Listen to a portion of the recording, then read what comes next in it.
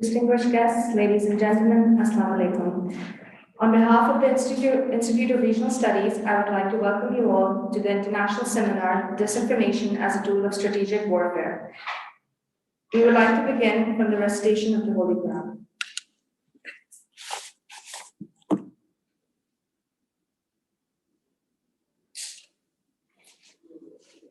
أعوذ بالله من الشيطان الرجيم بسم الله الرحمن الرحيم الحمد لله رب العالمين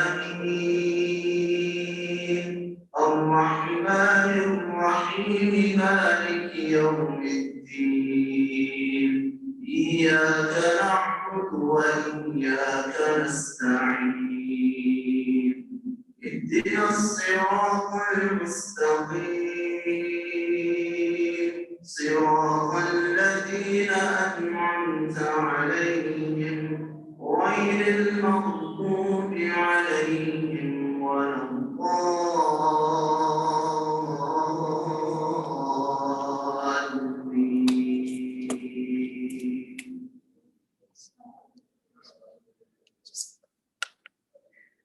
I would now like to request Ambassador Nadeem Riaz, President, Institute of Regional Studies, to give his welcoming remarks.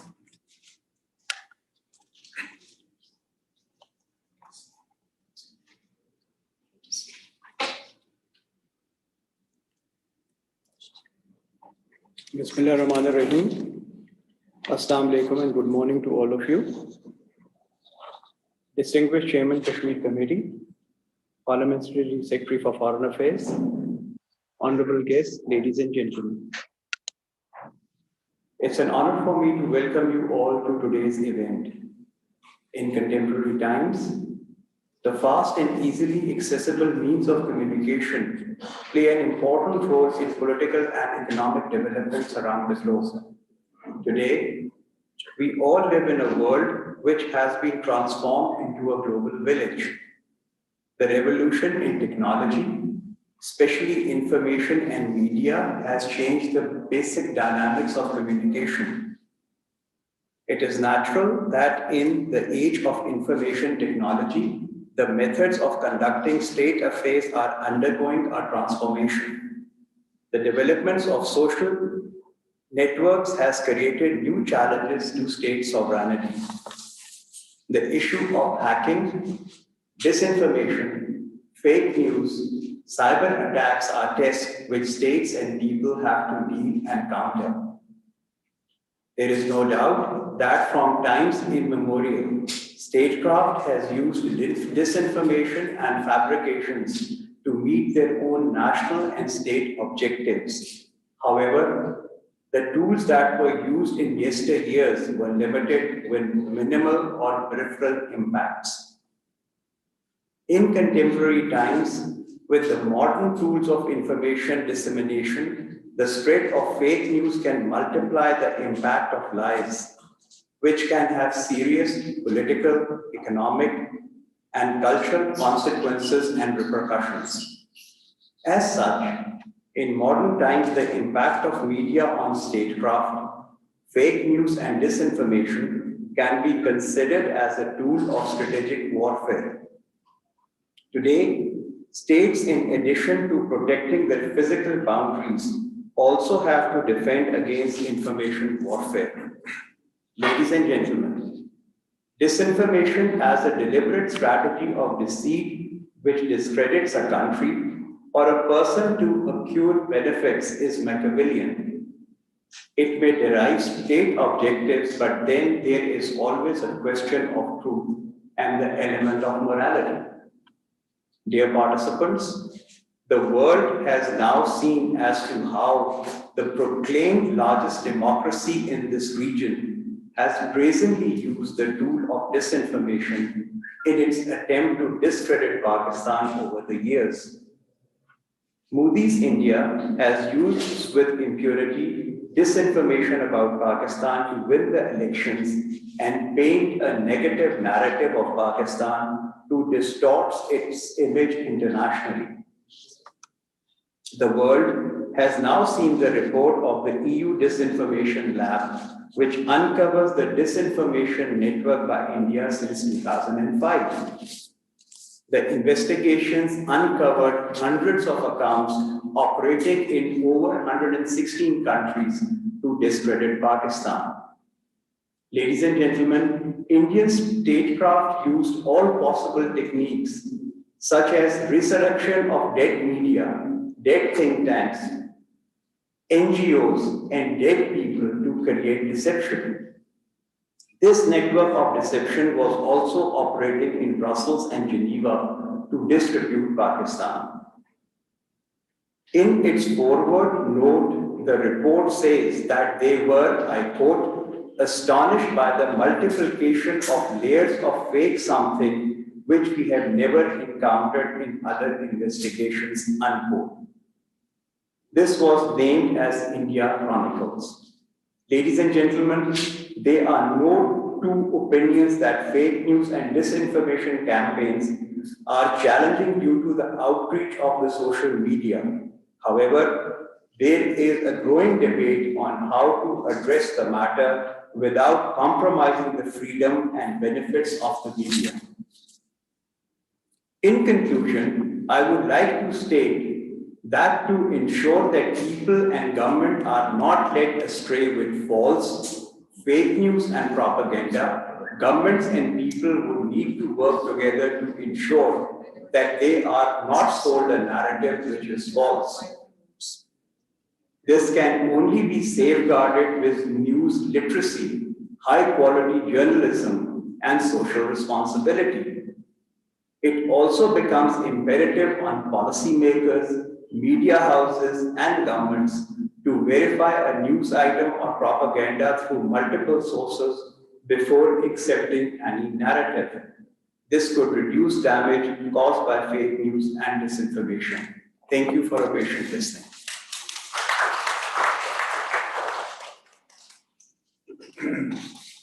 I would now request Mr. Shahryar Afridi, Chairman, Parliamentary Committee on Kashmir, to give the keynote address.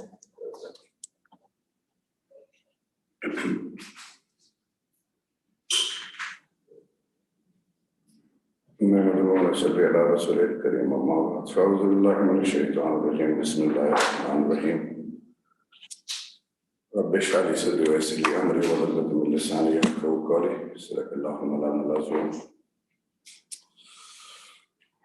My very dignified, highly talented, with the ability to perform exceptionally well as a parliamentarian, a genuine team player, Please, Abbas Sahab, and then obviously Nadeem Sahab, your entire team, IRS, all the key stakeholders, ladies and gentlemen, Assalamu Alaikum.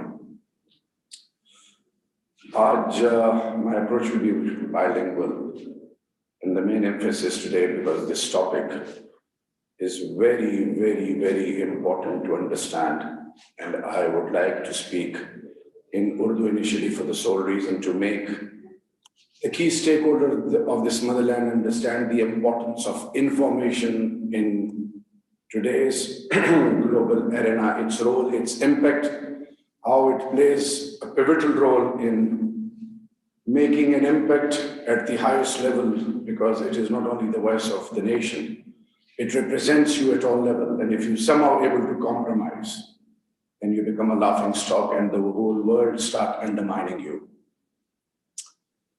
ये topic जो है आज का, ये again आप और आपकी पूरी टीम को सलाम है, आपकी सोच को, आपके विजन को, कि वो तमाम चीजें जिनको हमने कभी सीरियस नहीं लिया, और मैं थोड़ी सी आपके साथ एक कंपैरिजन भी रखूंगा कि कैसे इसको एज ए टूल इस्तेमाल किया गया फॉर वॉरफेयर, कैसे दुनिया में उन पावर्स ने अपने डिजायर्ड ऑब्जेक्टिव अचीव करने के लिए अगलों को अंडरमाइन किया, उनकी कैरेक्टर असैसिनेशन की, और उसके लिए एक ऐसी कैंपेन लॉन्च की जो स्टेट स्पॉन्सर्ड थी, और वो स्टेट स्पॉन्सर्ड अप्रोच के थ्रू उन्होंने ना सिर्फ अपने डिजायर्ड ऑब्जेक्टिव हासिल किए, बल्कि उन्होंने उन नेशंस को دنیا کے آگے ایک ایسی مثال بنا کے پیش کیا جس سے دنیا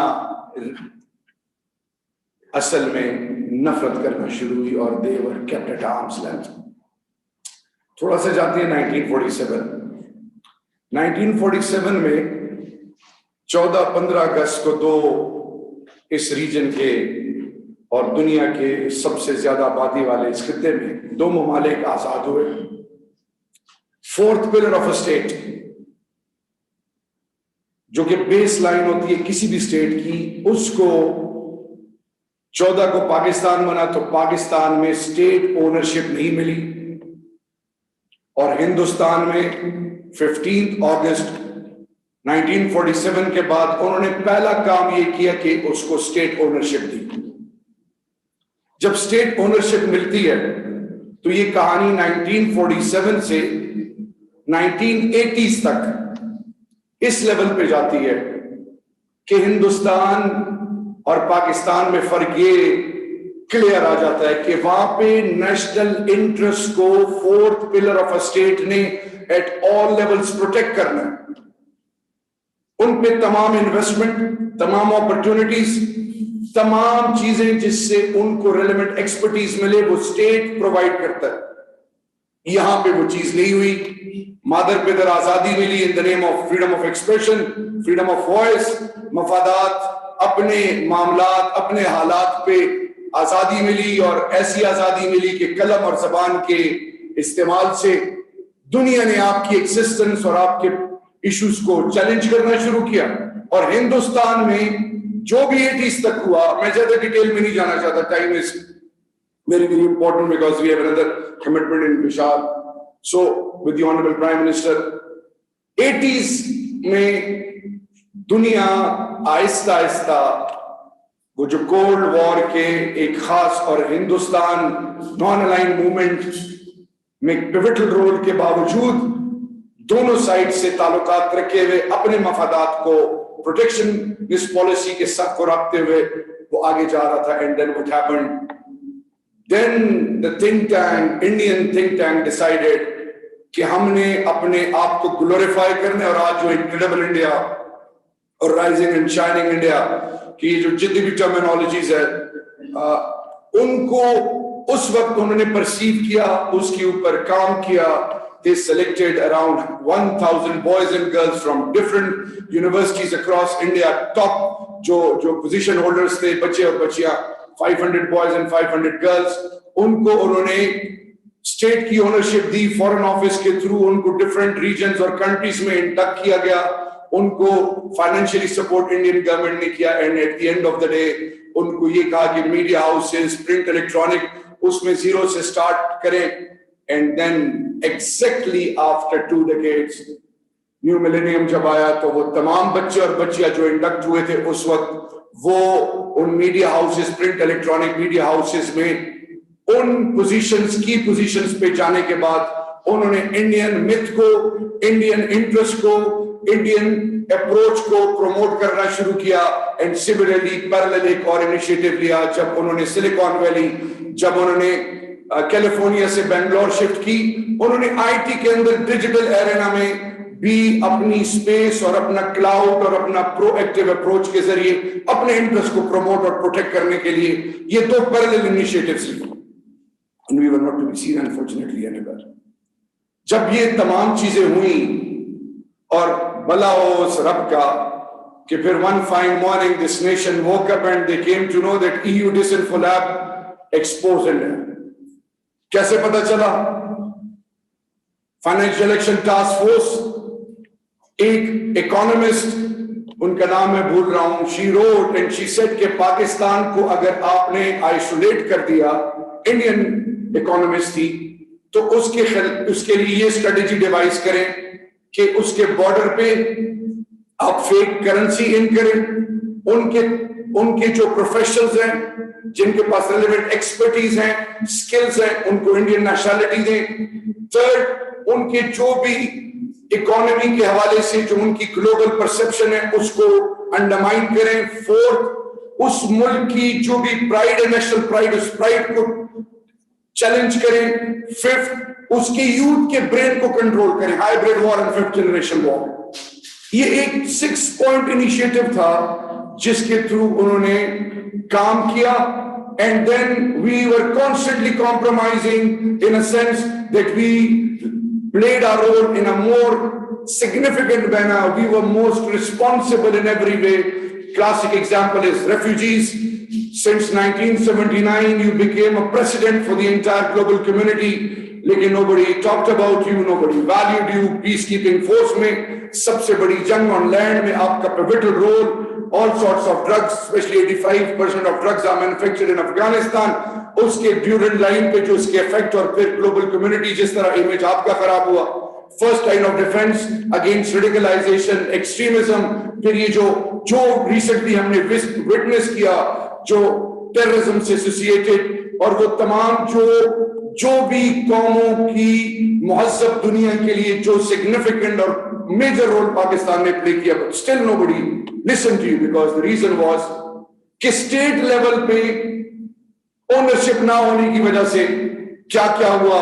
मैं यहाँ पे क्योंकि we are here only for this motherland और नेशनल इंटरेस्ट और नेशनल सिक्योरिटी के पॉइंट ऑफ व्यू से हुआ क्या कि हमने खुद, जैसे एक घर में अगर कोई मसला बने और उस मसले को कोई मस्जिद के मेंबर पे लाउड स्पीकर पे किसी लोगों सुने, आज मेरी और मेरी वाइफ की, मेरी और मेरी बेटी की लड़ाई हो गई, आज बहू ने इस तरह कर दिया, उस मोहल्ले में क्या वैल्यू होगी उस घर की। सिमिलरली आपने अपने प्रॉब्लम्स को दुनिया के आगे रख दिया, आपने अपने घर के मसाइल को दुनिया के इस तरह रख दिया कि आप समझते कि मैं बहुत शायद अक्ल कुल हूं, हालांकि शरीयत क्या कहती है, दुनिया क्या कहती है कि घर के मामलात घर में रखो और उसको हल करो। हमने वो नहीं किया और उसका अल्टीमेट रिजल्ट आज ये है कि ये जो as a tool for warfare use हो रहा है, disinformation, information terrorism, 750 labs since 15 years in 115 countries. You pressurized the key stakeholders, you pressurized UN, you pressurized all those NGOs who are working for human rights, and on top of that you misguided, disinformed the entire youth, different stakeholders of this entire globe, especially of this region, and you somehow initially succeeded in isolating Pakistan. But what happened? That as a responsible state, so-called responsible state, as the second largest democratic country, second largest market in the world, and then the largest so-called secular country in the world, look what is happening now. International media realize their overall approach and their face is now exposed, where they are not only humiliating, bullying minorities, humanity as a whole. When we talk of human rights, mass rape is a scar on the face of India. When we talk of freedom of expression, UAPA law is another scar on the face of India. When we talk of property rights, all those rights which are given and binding upon all signatory states, demographic terrorism is now the order of the day and they are being deprived of their due rights. When we talk of culture, their cultural identity has been taken away, and now what is happening in illegal Indian occupied and in India as a whole? On one side, they were trying to isolate Pakistan, but at the end of the day, they themselves are exposed now.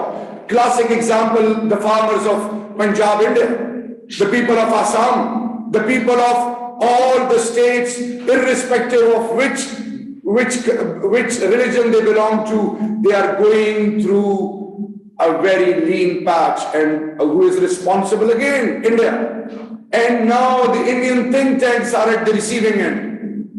Yes, as a tool, you can, for a time being, confuse, achieve your desired objective and confuse all the key stakeholders.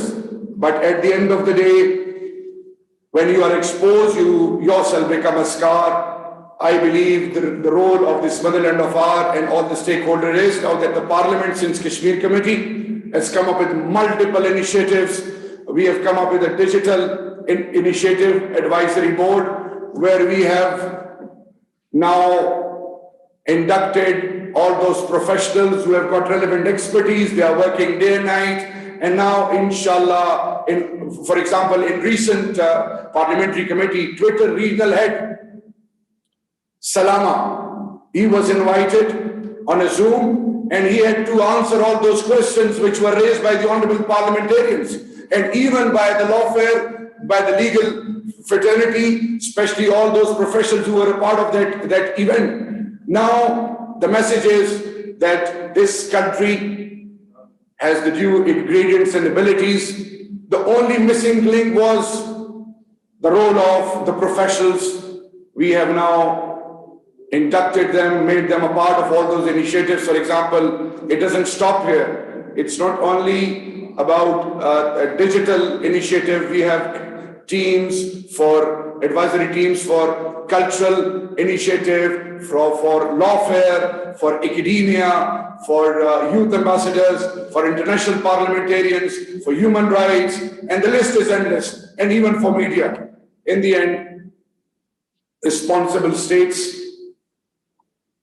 always analyze things, perceive things before time. They work as a team, they work as a family, and the message to all the media of this motherland of ours is now कि आज़ादी का ये मतलब नहीं कि आप मुल्की मफादात पर सवालात उठाएं.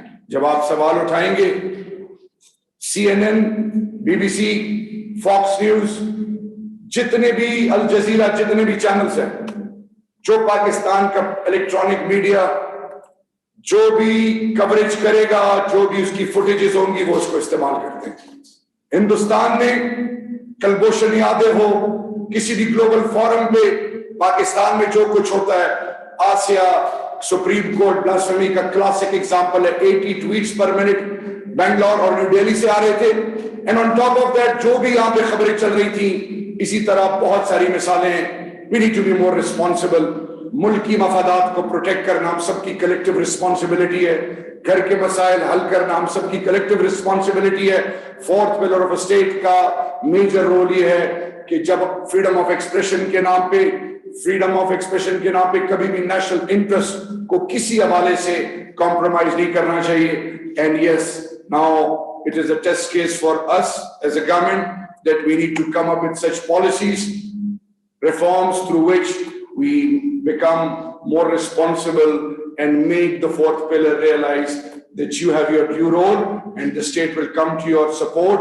They will invest on you. They will provide you all the relevant opportunities. And inshallah, together as a team, we will achieve our desired objectives. And yes, India, its policies, Modi, who has got expansionist desire, that Hindutva approach is now exposed.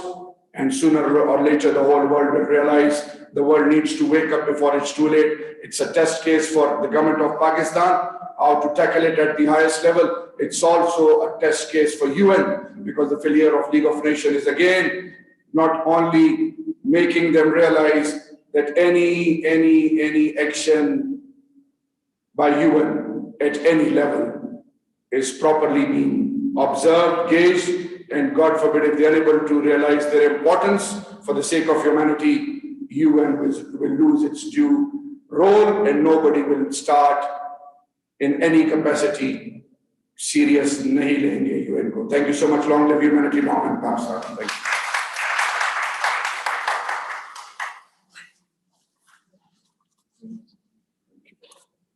Thank you, Mr. Afridi, for your keynote address. Now I would like to request Ms. Andalib Abbas, Parliamentary Secretary for Foreign Affairs, to give her statement to the audience.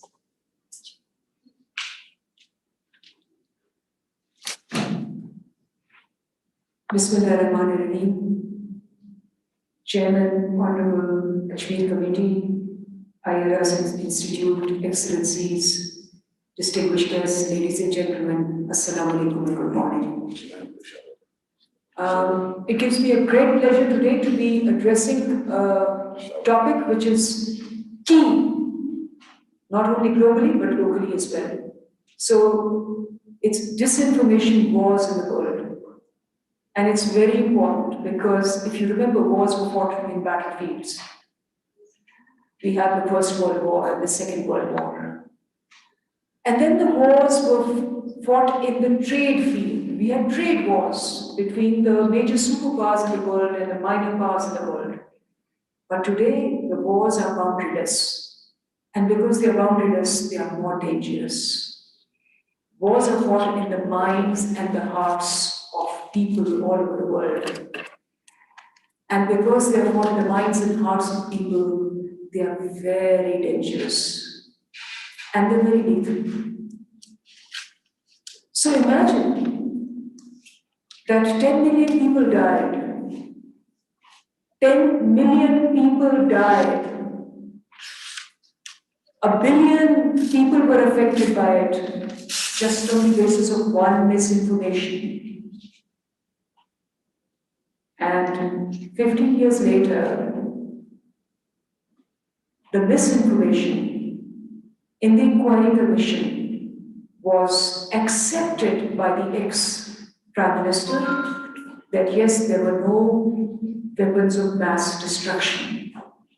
And the Iraq war was based on a spin doctrine which had no basis. 10 million people died, and people are dying even now as I talk in Iraq and so many other countries.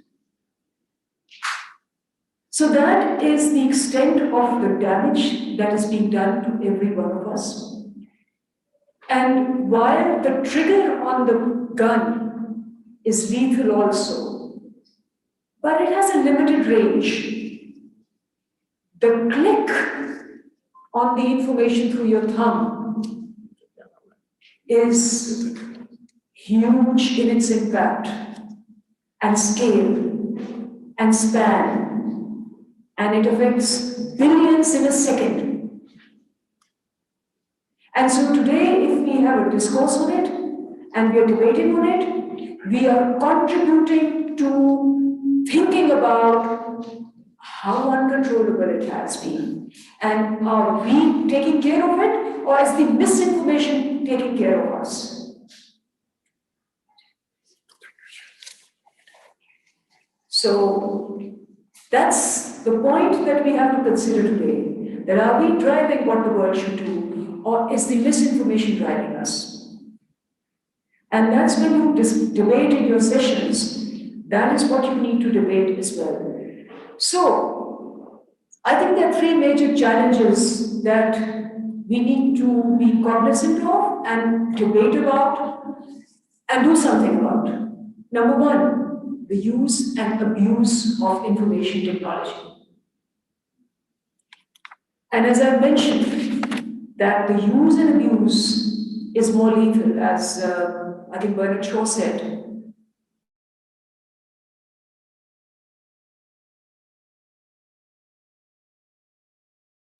Fake knowledge is more dangerous than ignorance. And fake knowledge prepared with the highest professional expertise, with the pretense of being the truth, is devastating. So while technology has made lives more easier, where do we draw the line?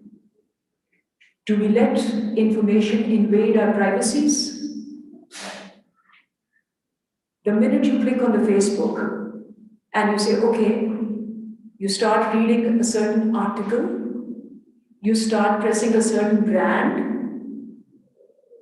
All over the world, people know your thoughts, your likes, your preferences, and you start getting information related to it. And sometimes it's so directed and so potent, it invades your mind and then your heart and then your body, because that's how you start acting then.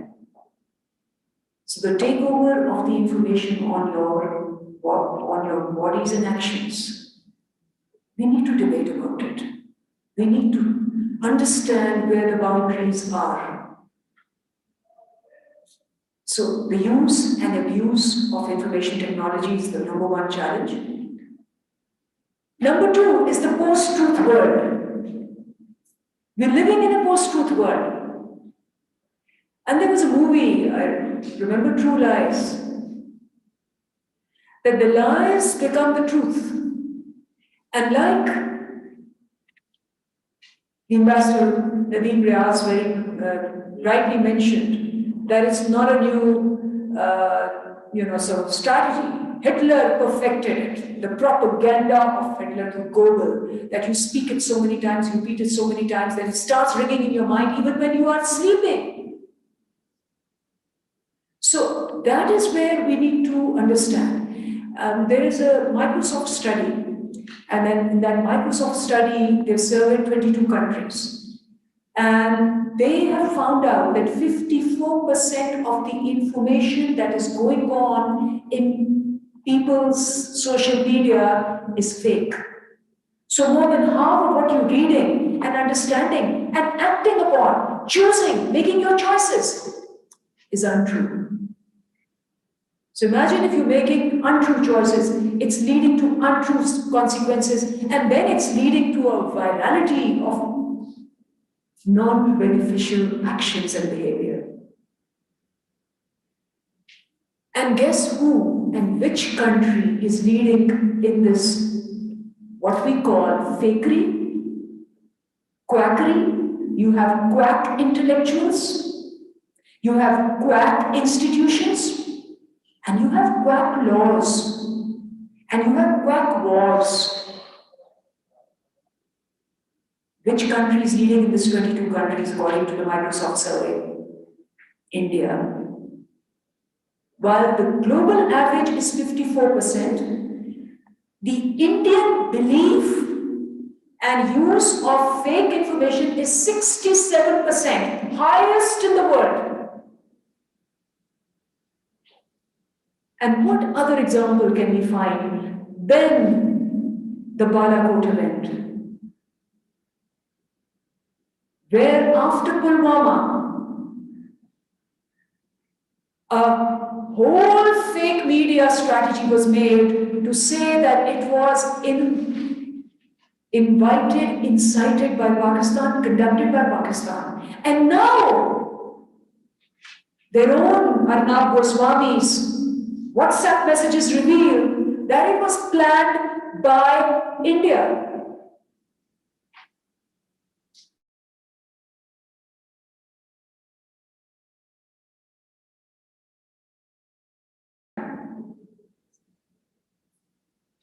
And then Balakot was proclaimed as victory after their planes were shot down, their pilot was arrested, and not a single death took place in the attack place of Balakot. And strategic think tanks all over the world, through cyber analysis, confirmed that there was no human damage in Balakot.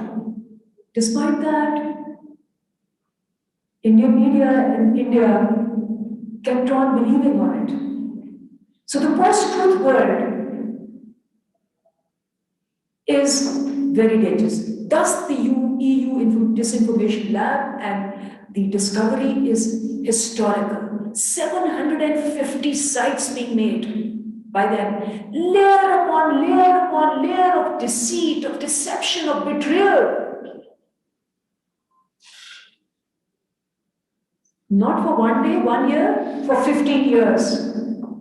For 5,000 days, those operations went unchallenged, were lying, making people believe these are the guys who are doing it, they are the terrorists, we are the innocents. And today we discover that is the opposite. And we need to bring the truth forward. And that's why we are all sitting together over here. So the post-truth world is extremely important because you are entitled to your opinions. You are entitled to your own opinions, but you are not entitled to your own facts. And that's why seminars like these are so important, to sift through this maze and haze of lies to come out with the truth. So the second part, challenges post-truth world. And the third very important part that we are talking about is the international institutions and their ability to stand up and act upon the truth. Where institutions like European Union, institutions like Amnesty International, European economists for 15 years did not know that the names were being used, that they were being branded as saying things that were not. Even Harvard, a dead professor from Harvard was quoted and Harvard did not deny, till the EU Disinformation Lab came up with the facts. So, ladies and gentlemen, my request to this seminar will be that we have to come out for these three challenges the way forward. And for these three challenges, one thing that we have to debate is that if you keep on doing things that you were doing yesterday, you will be where you were yesterday. And yesterday is dramatically different and outdated from today. So, number one, how do we define the cyber wars? Because these are the real wars. If we call what happened in Iraq as war crimes, we need to call what has happened in EU Disinformation Lab and Balakot and so many others as cyber war crimes. The lawfare needs to change and we need to debate and push the world towards it. So that's my first suggestion to you, that we need to work on it. Think tanks need to work on it. My second suggestion is that international institutions need to review and reform their charters, because the charters were made at that time when the two world wars were finished. The new realities and the new truths and the new lies of the world need to accommodate that. What are we going to call acceptable and what are we going to call unacceptable? How do we penalize people who've been using EU and UN and people sitting over there as pawns in a game which is deadly and which is lethal? So that's my second question and suggestion to the seminar to work out the way forward. And my last suggestion is that globally, the power of the social media should be harnessed to bring a global citizen movement for standing by the truth. Because we've seen examples in Black Lives Matter, how the whole world got together, put pressure to make people acknowledge and then do something about it. Similarly, you've seen in the farmers' protest, internationally, civil societies, celebrities, globally this movement, by politicians, by activists, Greta Thunberg, climate change activists, singers, sports players, they're all talking about it. Similarly, for bringing up the truth, we need to mobilize the global community and the major opinion leaders in it to be able to put pressure on the human race. Because unfortunately, the human race is in the arms race. And like Livy Thompson said, it's really a rat race. But at the end of the day, even if you win this arms race, you're still a rat. You're not a human. Wars, ladies and gentlemen, of any time, whether information or military, are designed to break the human spirit. And that is the worst part. Do we really consider this even worth talking about? I'm glad we do. At least we've started talking about it. And that is why I congratulate all of you of having this seminar and making sure that we talk about it, we stand on it, and we make sure that the next generations are talking not just about the biggest power in the world, but the biggest truth and integrity in the world to save humanity. I thank you.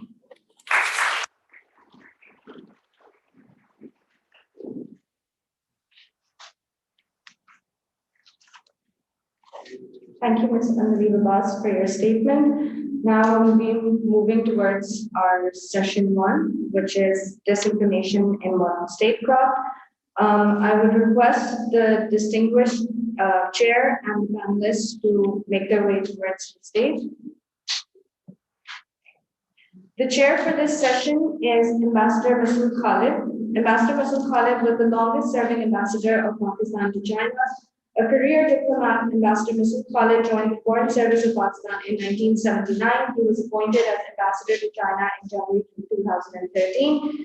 He has served as Deputy Permanent Representative, Pakistan Permanent Mission to UN, New York.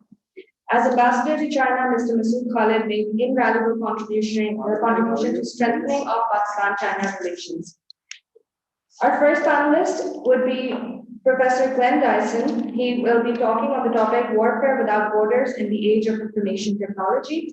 Glenn Dyson is a professor at the University of Southeastern Norway and an editor at the Russia and Global Affairs Journal. His research focus is the geoeconomics and conservative philosophy of Russia's Greater Eurasia Initiative. Our second panelist will be Professor Athena Karatsogianni, who will be talking on disinformation and fake news. Dr. Athena is a professor in media and communication and principal investigator H2020 DigiGen. She holds a master's degree in international conflict analysis from Kent University and a PhD in politics from the University of Nottingham. Since 2000, Dr. Karatsogianni has been focusing on the intersections between new media theory, resistance networks, and global politics for the study of cyber conflict and the use of digital technologies by social movements, protests, and insurgency groups. Finally, we have Air Commodore Khalid Benouri, who will be addressing narrative building. Khalid Benouri holds diverse interests and experience of 40 years in the public service. He is a former fighter pilot and flight instructor from the PAF. He holds 2 decades of expertise in arms control and diplomacy, including being the first Director General Arms Control Disarmament Affairs in the branch of the Strategic Plans Division. He has been part of Pakistan's official delegations for bilateral dialogues and multilateral negotiations for several years, has taught at public sector universities and published on diverse topics. Decorated with a Sitara Imtiaz for policy analysis and a Sitara Imtiaz military for service rendered in the PAF, Benouri continues to provide advice on arms control and diplomacy. He teaches use of force and international law at Qaeda University. Now I would like to hand the floor over to our distinguished chair.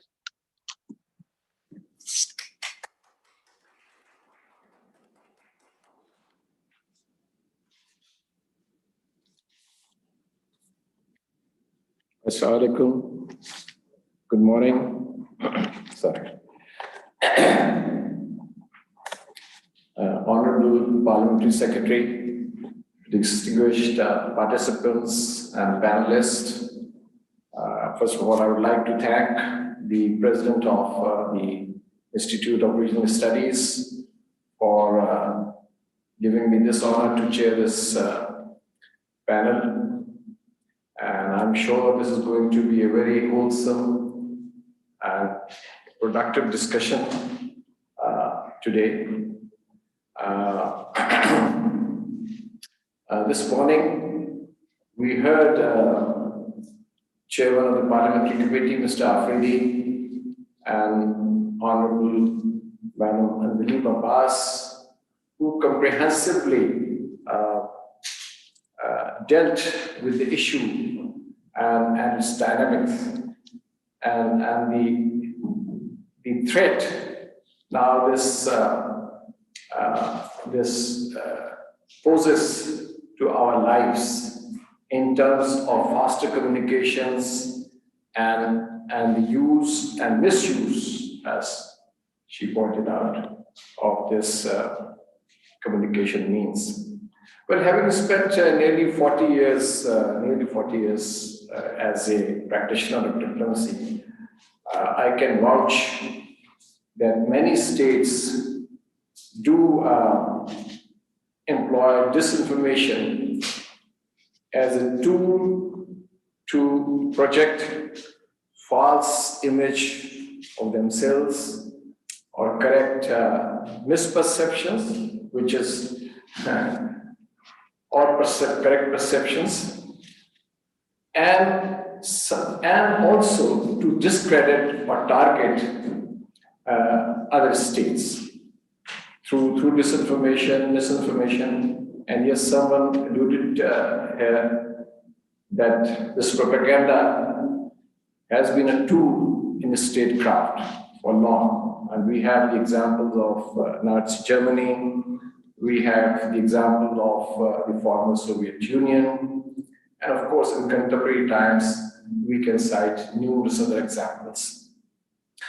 But that was an era where, after the print media came into vogue,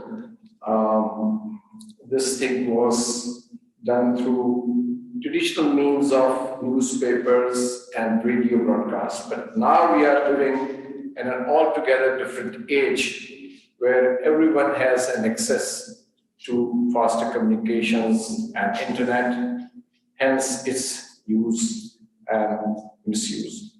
Of course, it's a globalized world, and digitalization and information revolution has given many benefits to human race, such as in medical technology, faster communications, access to connectivity.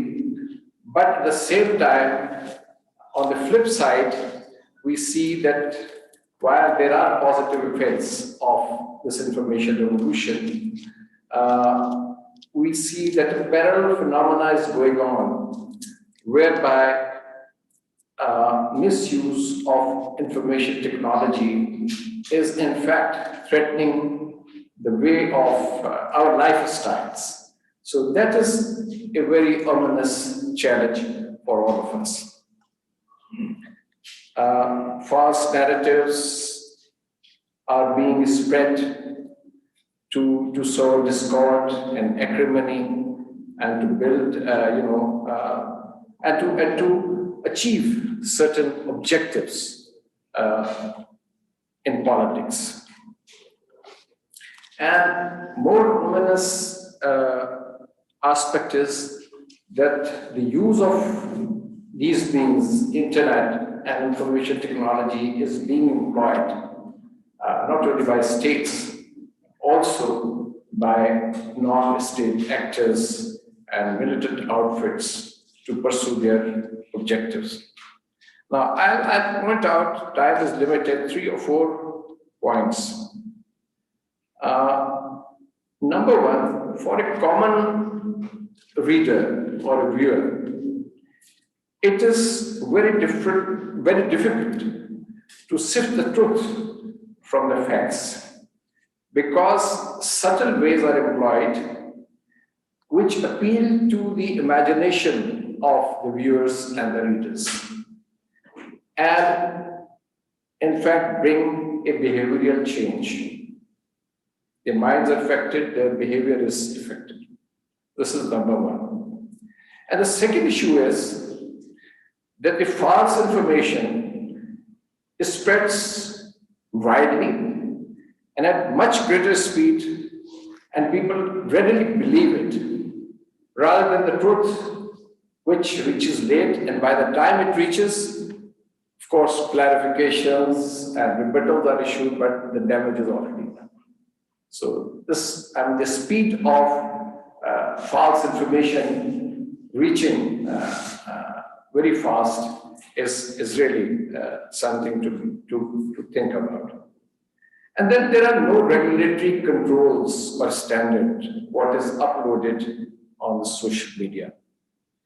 And there are stories that are fabricated to gain more visitors to the websites, and even for business advantages, for example, to maximize advertising revenues.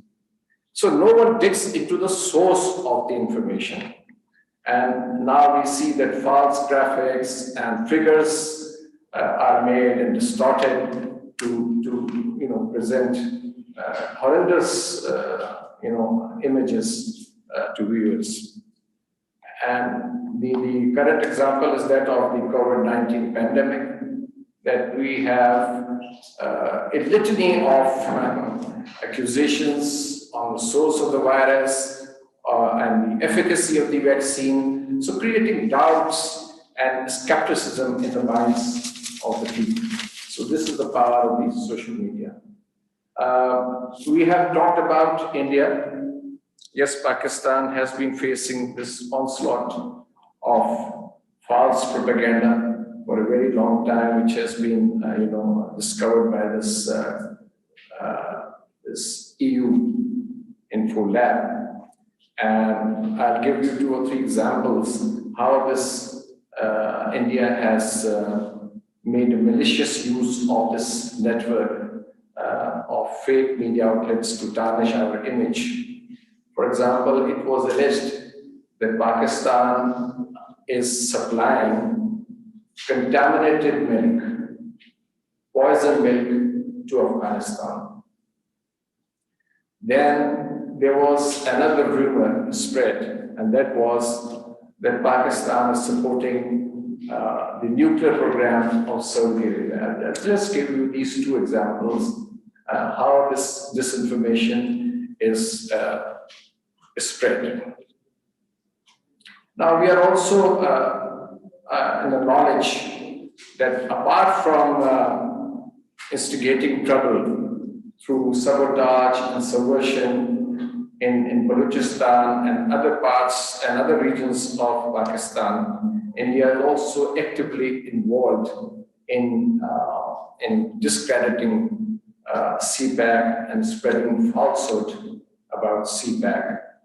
And they are working on a full-time basis, actually, in collusion with some other elements to create doubts in the minds of people. Now, the latest example is this last week, India took a group of diplomats to Indian occupied Kashmir, trying to project that all is hunky-dory there, everything is normal. So this is another example of how the world is being misled on the basis of disinformation and misinformation.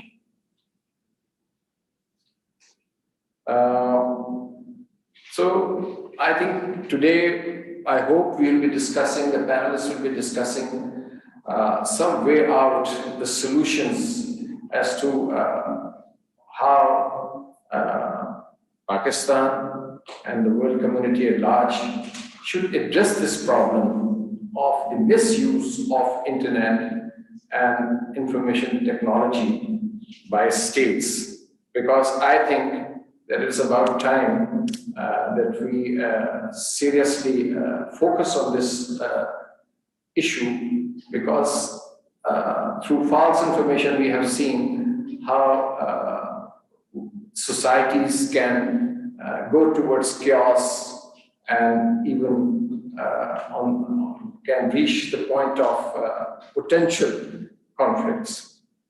As someone, I think, Madam said that a well-informed citizenry is very important to counter this false narrative. And I think media has a very important role. Think tanks have a very important role to play. And of course, Parliament has a very important role to play. So this is a collective responsibility, and I'm confident that we will have a good discussion today and 3 sessions. And at the end of the day, we will at least be making some recommendations from this forum. And I think Madam Anjali Abbas has also given very important suggestions, which I hope that our panelists will be paying attention to. Thank you very much. We will formally begin the panel discussion now, and I think you will invite Professor Glenn Dyson now. Is the first speaker. Thank you. Thank you. And thank you for the invitation. So, yes, my name is Glenn Dyson. I'm from the University of Southeastern Norway. And this is a very good topic because I think most countries in the world at the moment are discussing this dilemma between controlling information as a national interest and preserving free speech. So today I want to discuss two things. So first, the problem, and then how states are responding. So first, how disinformation is changing with digitalization, and then second, how states are responding to the new digital forms of disinformation by controlling and often nationalizing the digital space. So it was in 1839 when the famous phrase was first coined that the pen is mightier than the sword, and this obviously implies that power does not derive primarily from coercion and military power, but from the ability to control dissemination of information and also by extension then disinformation. So every country has a national narrative which it needs to build internal unity and also against foreign powers. So narratives are important to mobilize popular support towards a common cause, and no matter how open a society is, no matter how democratic it is, there will always be an effort to control the narrative and influence perceptions both at home and abroad, which is the utility of both spreading information and disinformation. So first, obviously there's always been disinformation, but there are new trends, two new trends to be specific. So the first trend is a new international distribution of power. That is, in the past, the British and Americans had virtually monopoly on the international information space. Now, power in the information space is dispersing as many countries, but leading in this effort would be countries like Russia and China, who are for good reason not interested to allow their main adversary, the United States, to monopolize on the information space and thus shape global opinion with information and disinformation. So as a result, the competition for spreading information keeps intensifying. So that's the first trend, the new international distribution of power. The second trend are the new technologies, as the concern for disinformation has been very consistent throughout history with each medium. So from the printing press, telegraph, radio, TV, and now with the digital technologies. So in the digital realm, the information warfare cross boundaries, obviously with greater ease than before. And what has been discussed now with the previous speakers is the issue of social media specifically, as it's perfectly made for disinformation. I mean, algorithms are constructed for confirmation bias, so everyone lives in their own bubble, their own separate reality. And on social media, it's provocative claims rather than the quality reporting that tends to attract the most attention. So again, your typical clickbaiting. And then we obviously have the use of these bots, which are used to mimic the activity of actual users. And again, very instrumental to shape the information space. Now, if you put this all together, it's a perfect environment for disinformation, to fragment the information space, to eliminate common narratives, polarize a population, create a detachment from reality, and distrust towards general media. Now, in this environment, foreign governments will have an entirely new instruments of power used to attack. And this is the present, but with the emerging new technologies, such as deepfake technologies, we will very much in the foreseeable future be able to create videos where eventually even our experts won't be able to determine their authenticity. And at this point in time, the disinformation will reach entirely new levels and start new problems with the chaos we haven't previously experienced, when we can't even identify what is the fake news. So my focus tends to be on how states are reacting, because throughout history, the states has attempted to restore stability by, to some extent, taking control over the media to various degrees, obviously, in order to be able to have common discourse that is truth, but also shape a common national narrative. And that, in my opinion, this is what we're seeing now, the process of nationalizing the internet. That is, states are seeking technological sovereignty, meaning that they want to control their own domestic digital platforms, and also nationalizing the internet as an entity. So this is often referred to as balkanizing the internet, or even referring to it as the splinternet. And so in Russia, we see the effort to nationalize the Russian internet by developing what they call RUNET, which are establishing these national nodes, which then would make it possible in a crisis, for example, to cut off the internet from the foreign internet, but also to manage more the information. Now, the Chinese government is similarly working towards internet sovereignty in the format of an independent ChinaNet. And furthermore, you have technological sovereignty, which is important, which is often expressed with having your own digital ecosystem. So if you see, for example, in China and Russia, all the major digital infrastructure, including social media, are local.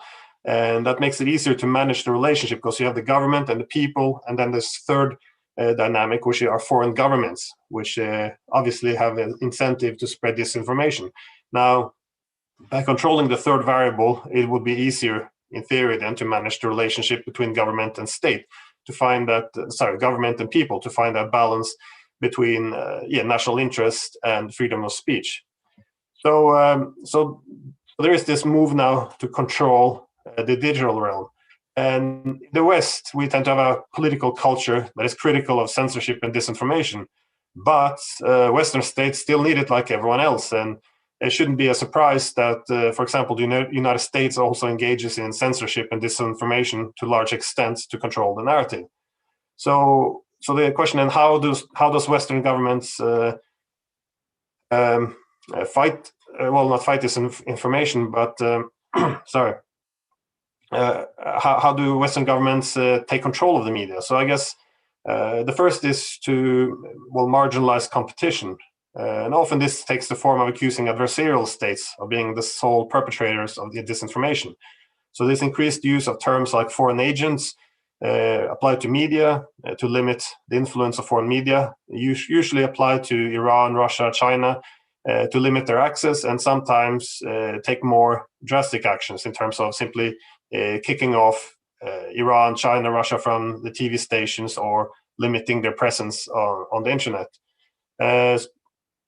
So fighting disinformation obviously is important, but when does fighting disinformation simply become a tool for disinformation in itself? So that's an important discussion to have as well. So, for example, in Europe, we see that establishment of fact checkers. You see this in the United States as well, and it was discussed before. However, we also see that the fact checkers often do not check facts. Instead, they fact check narratives and concepts. So, case in point, the EU fact checker argues that the Western-backed coup in Ukraine in 2014 is a Russian disinformation. They do not check facts then as an objective reality that can be observed and measured, such as the extent to which Western governments supported the riots, supported the removal of president by force, controlling who would take over the various positions in the new government. No, this is not the facts that are changed. Instead, the actual facts of the Russian media was not disputed. Instead, the fact checkers go in and say, no, this was not a coup, it was a democratic revolution. So it's the concepts that are fact checked, and the fact checkers do not even need to discuss the conceptual distinction between a coup and a democratic revolution. Rather, we see that the fact checkers then, to some extent, take the form of this Orwellian Ministry of Truth, where they should be allowed to disseminate information. And obviously, given that countries have different national narratives, which are used to mobilize their own populations, this itself becomes a limitation on free speech. So we also see efforts to police the internet. So leading EU officials, for example, a lot of their laws against fake news was intended, according to their own words, to combat populist rhetoric, to make sure that EU skeptics don't win at the ballot boxes.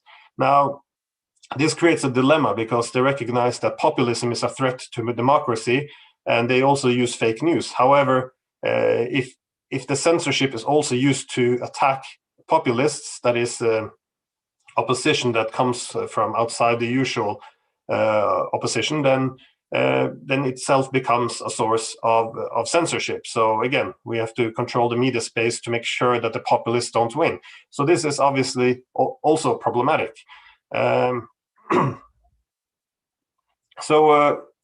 You can have censorship simply by altering the algorithms, which we see Google does with its Google platforms and YouTube, and also Facebook does this. But governments are also then attempting to assert control over these digital companies and digital platforms.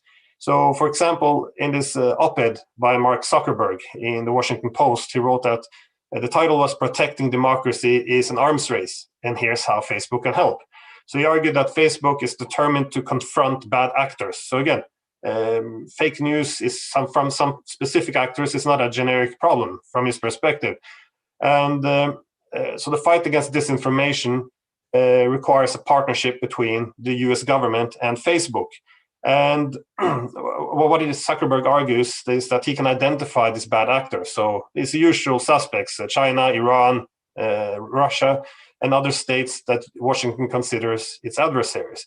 So the US disinformation campaigns in Russia, for example, would then obviously not be policed by Facebook. Instead, it will protect America from Russian disinformation. So it goes one way. So you see the government then simply taking control over the ability to spread information and disinformation. So this is why states are moving more towards technological sovereignty, because you can't trust the foreign digital platforms, in other words. Now, this obviously has a problematic aspect to it. If the government can decide what's real and fake news, then it also sees this into the digital to the domestic sphere. So, for example, in the United States, you see tech giants allying more with the Democratic Party on the left, which results in these tech giants going in actively to also marginalize conservatives, as well as foreign adversaries. So you see it's also becoming a weapon in domestic politics, obviously not good for stability in the long run. And so censorship takes the form of deplatforming. So as I guess most people are known in the US, they've begun marginalizing a lot of conservative websites, and even entire platforms like Parler has been kicked off the internet. So the great irony then of disinformation is that the people often seeking to fight disinformation also don't have the mechanism in place to make sure that these efforts don't become a tool for disinformation itself. So just case in point, the big story of disinformation last year was, of course, the Biden laptop before the election. So as we all know, in 2016, when Clinton lost to Trump, a disinformation campaign, which had a domestic origin, began to portray Trump as a Russian agent to prevent him from winning the election. Now, the big challenge was supposedly then to protect America from Russian disinformation. And when the media became aware in 2020 about the Biden laptop, which revealed corruption, right before the election in 2020, the tech giants moved in very swiftly, and they labeled the whole thing a Russian disinformation campaign, even though, again, no evidence, there wasn't even any theory put forward that Russia could possibly have a role in it. Yet anyone who attempted to post web links to be shared on Facebook, Twitter, they were all blocked from the internet, and even the media outlet itself, the New York Post, was booted from social media for even publishing it. And so again, the story magically disappeared from the internet. And again, this is against domestic adversaries. So obviously, in foreign affairs, where there's less restraints on competing for controlling information and also spreading disinformation, it becomes even more important to control your own digital ecosystem. So my conclusion is simply that disinformation have always and will always exist and is therefore used. Now, the only question is then who can control the digital media platforms and decides what is information and what is disinformation. And you tend to see this very difficult relationship between these three actors, which is your government, the people, and then the foreign powers. And the most are moving towards attempting at least then to reduce exposure to the third aspect, that is the foreign powers, in order to find a better way of balancing this relationship of who controls information between only the government and the people. So I'll leave it there. Thank you.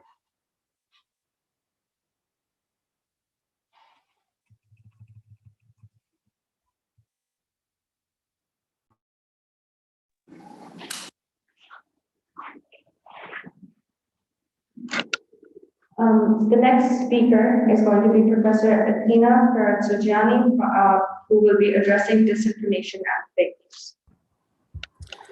Thank you. Thank you. Thank you.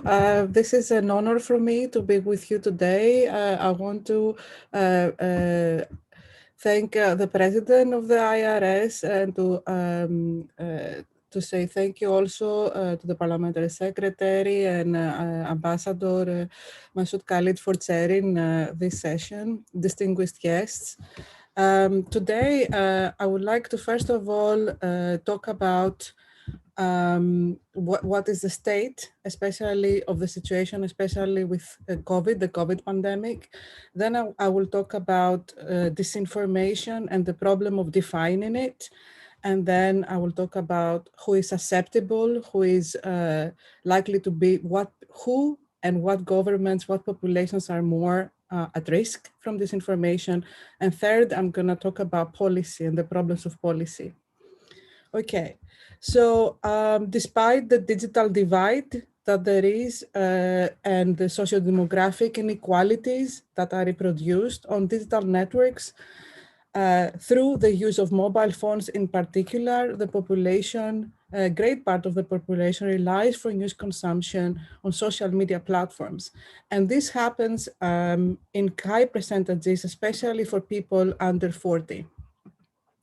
Now, social media platforms, we know that have influenced elections and the political cultures in several countries to such an extent that studies already carried out that show that there is even employment of precarious workers as troll armies, public relation companies, political marketing companies during critical political moments in the politics of several countries. So addressing this problem is paramount, and I salute you for bringing this problem in a discussion here. For that reason, it is very important to be addressed. Now, there is a similar pattern of disinformation and misinformation, conspiracy theories.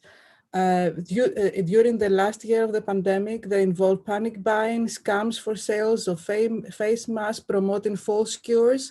For example, in several countries, special fruit and vegetables, herbal medicines that are indigenous to each country are supposed to be helping curing COVID, the coronavirus. There is online fraud, providing personal details to third parties to claim financial aid during the COVID pandemic. There's vigilantism, hate speech relating to travelers, marginalized and vulnerable groups, foreigners, ethnic and religious minorities, that they are that they're gonna give coronavirus to the population. So in terms of this, the governments around the world, they set up sites and initiatives to combat disinformation with several anti-fake news centers, for example, right? So it's all governments in the world have tried to respond to the pandemic. At the same time, they had to respond, and they still have to respond seriously to an infodemic. So you have a double movement there that governments have to address, as my colleague Glenn Dyson wonderfully presented in his talk as well. Now, the global broadcast trustworthy media reported that the COVID-19 crisis has increased the political turbulence, especially in certain countries where there is already a British position and political polarization is greater. And it also enabled certain governments to use the securitization of communication and to use apps to enforce lockdowns and to use these apps for tracing infections in order to crack down on political dissent and to suppress opposition to the government instead of addressing the pandemic. So these reports, in fact, are particularly concerning for your neighbor, India. Now, I want to spend a bit of time to say it is important to understand, to talk about the definition of disinformation. and that it has to be a broader definition. Before 2017, disinformation was rarely a topic of analysis. It was rarely appearing as a small detail in another kind of, the object of the inquiry was something completely different. But the 2016 election and what happened there showed that it was an important topic and it started to be an important topic in many disciplines, such as, of course, political communication, information science, data science, and so on. Now, disinformation includes all form of false, inaccurate, and misleading information, which is presented and promoted and designed, architecturally designed, okay, to cause public harm or to make profit. Okay, now such a definition and disinformation that is created under similar definitions, they are used in campaigns of information warfare. Now, this is an older term, much older terms. It's a term from the Second World War, as the parliamentary secretary wonderfully historically placed it at the very beginning. Information warfare between India and Pakistan. The first time of this, it was in 1998.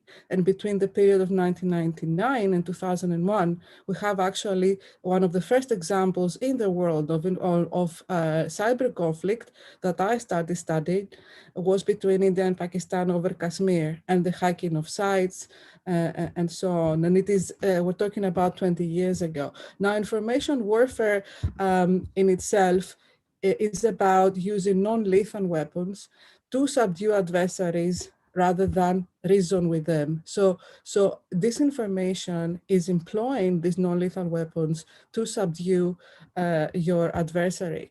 Now, the disinformation order in which we are right now, it is a disinformation order. What occurs here is an effort by actors to intentionally oppose the established information system in order to disrupt democracy. This type of propaganda takes place by mixing often direct propaganda with moderate content that appears neutral and objective. And this happens in order to gain credibility. So what you will have is the mixing of true and untrue or information to create more credible information.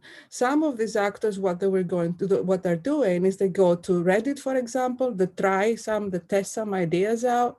That happened with the Internet Research Agency, the Russian actor, and then they will go to YouTube, present material there that was successful in the previous platforms. So there's a cross-system, multimedia ecosystem going on in architecture. We saw this ecosystem, for example, in relation to the Disinfo Lab, the revelations about India operations against Pakistan that happened recently that came out.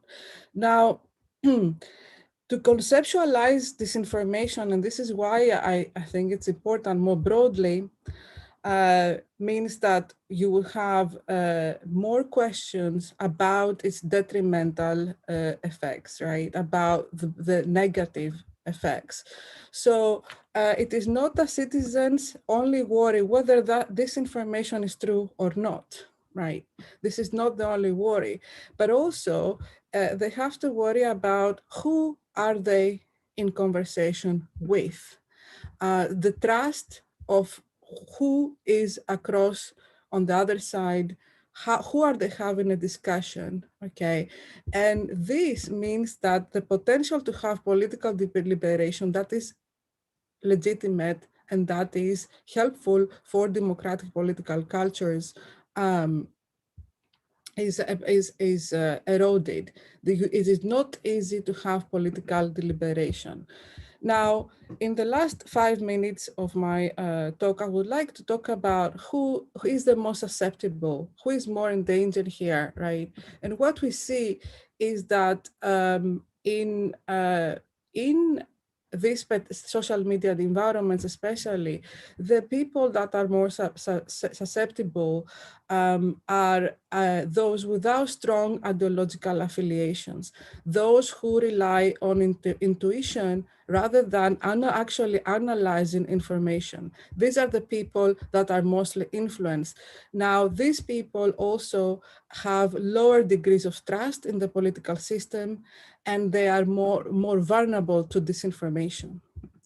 Now, in terms of the problem of the environment that this is happening, you have the opportunity for these susceptible groups to be targeted, to be reached by non-transparent advertising tools. And these tech platforms develop these tools not to promote democracy, but to maximize their profits.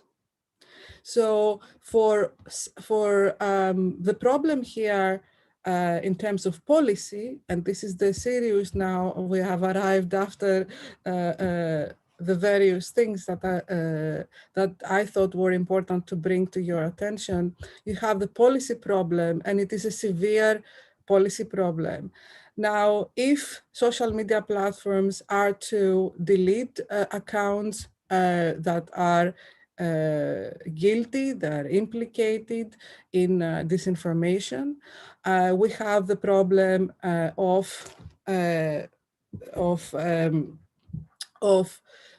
researching then disinformation, because if you remove these accounts, how are we to actually then study what has happened there? So you have a policy problem is you delete them, then researchers cannot understand it, cannot research it. So the research on disinformation then is in danger more broadly. Now, in terms of how prosecutors, people that go after disinformation campaigns, academics, right? We cannot actually investigate disinformation after the fact if this data is restricted to us, if it is deleted. So that is an important thing to also talk about. Now, if a government, and we have the great example of the United States, decides, we have a country that has had trolls, has had fake news, has had people mobilizing on several sites, the storming of the Capitol. Why did this happen? Because for years after 2016, they took no measures, basically. This is the country that experienced the highest profile campaigns of interference, and it has not enacted a regulatory response. This is the result of the Capitol, is that this country, the United States, has not acted for 4 years now, 5 years now, after this has happened.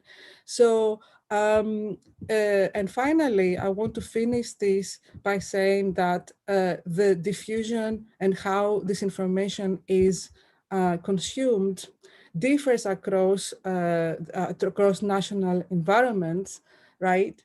But what we do know is that where you have low trust, politicized and fragmented environments, okay, you will have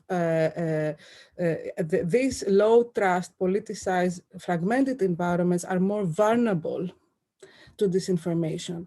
Countries we have more consensus political system, they have strong welfare states, and they have democratic pluralism in terms of the corporate media, the media corporate environment, are more immune to disinformation.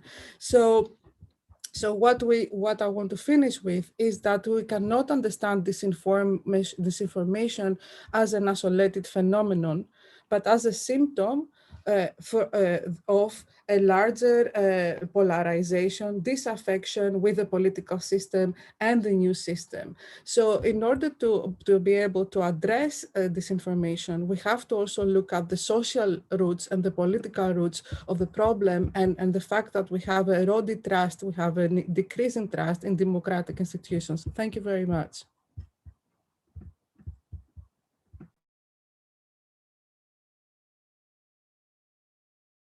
Our final speaker for the first panel, Air Commodore Khalid Balouri, who will be talking about narrative building.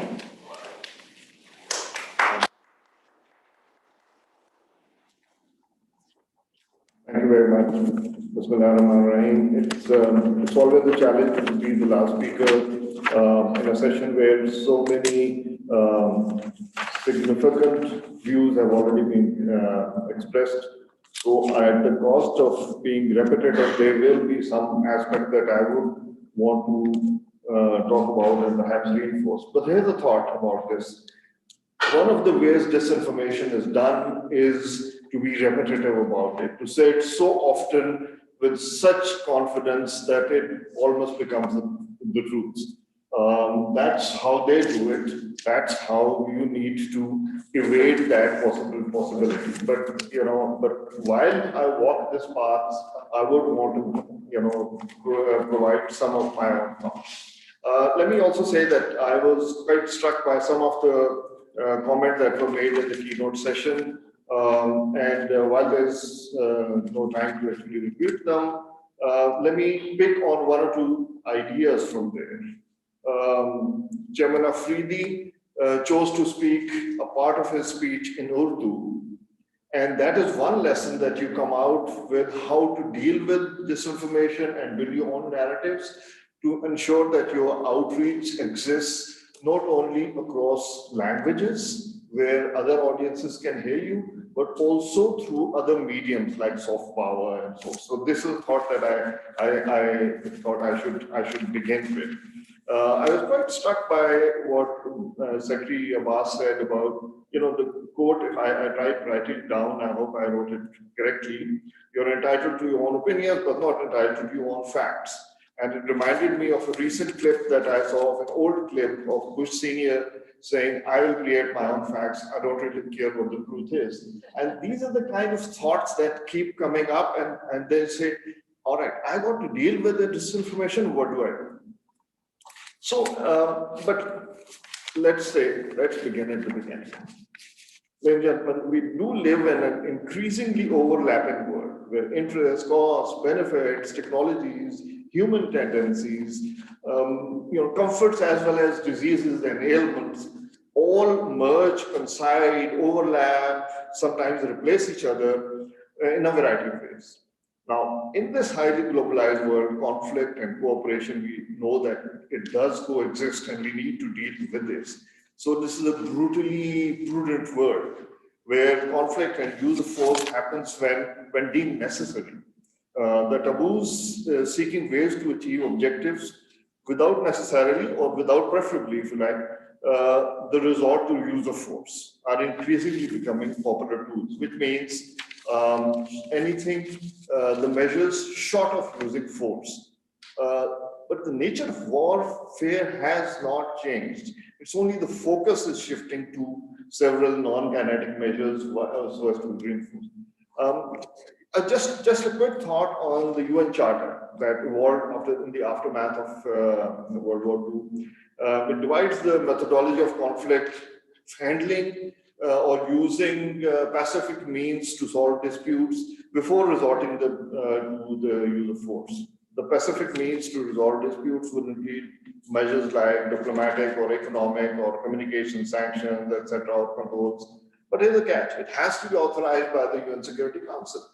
When states or non-state actors tend to do this on their own, the problem intensifies and it becomes more fuzzy and vague. So in this backdrop, this subject of this session, disinformation in modern statecraft, needs to be seen.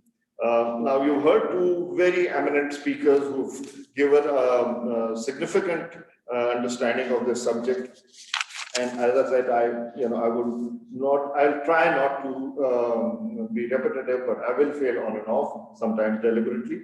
But we do know that disinformation has existed and prevailed, but over time it has expanded. Its use as a tool traditionally remained in support of the kinetic means of war. That was how it was done: psyops, deception, and so on and so forth.